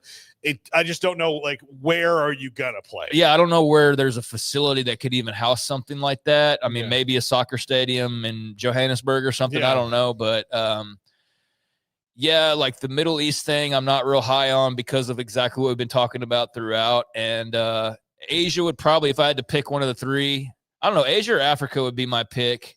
I do think Japan would welcome it with open arms. Got a lot of American love out in Japan. But I'm with, again, option 4 of like enough globetrotting. I get the point of it, but it does nothing for me personally, and I'm the one answering the question, right? Yeah, so for me, my answer is enough globetrotting. Yeah, like I'm with you on enough globetrotting. I mean, if you tell me that that's not, if the NFL says, well, we're not going to stop doing it, I'd be like, well, Tokyo. Well, you know what? I heard this floated out. Give me a game in Rome. Yeah, I heard this floated out. I think it was Bob Sturm of Ticket in Dallas, and he was talking about how they've been doing these early morning like Brazil game and European game. You know what they're doing? Well, they're about to do a regular season NFL game at that time here, like in the States. No, like what they're going to do is now they've tapped out all of the money they can get with their current setup. So now they're going to create a new TV slot. Mm-hmm. And basically his thought is that we will have early morning AM games every single Sunday. Mm-hmm. And every team will play there somewhere overseas once each. Mm-hmm. So everybody has to do it. And so they'll all be on board because they all have to do it. And so we will have like the 8 a.m. NFL start time, and then our noon window, and then our 3, and then our Sunday night football. That's where he thinks it's all going. And I was like, you know what? That actually sounds probably about right what they're going to do. Yeah. That sounds like it's, and like, then you go, look, TV networks, Amazon, all of you are in bed with us already. Now we got another brand new time slot. Yeah. on Sunday morning. So I think he's dead on with that. Yeah, no. Sorry about your luck, Meet the Press. Yeah. Yeah, their ratings dominance is over. Yeah, that's it. All right, that's going to do it for us. Thanks to all the guests of the show. Thanks to Craig.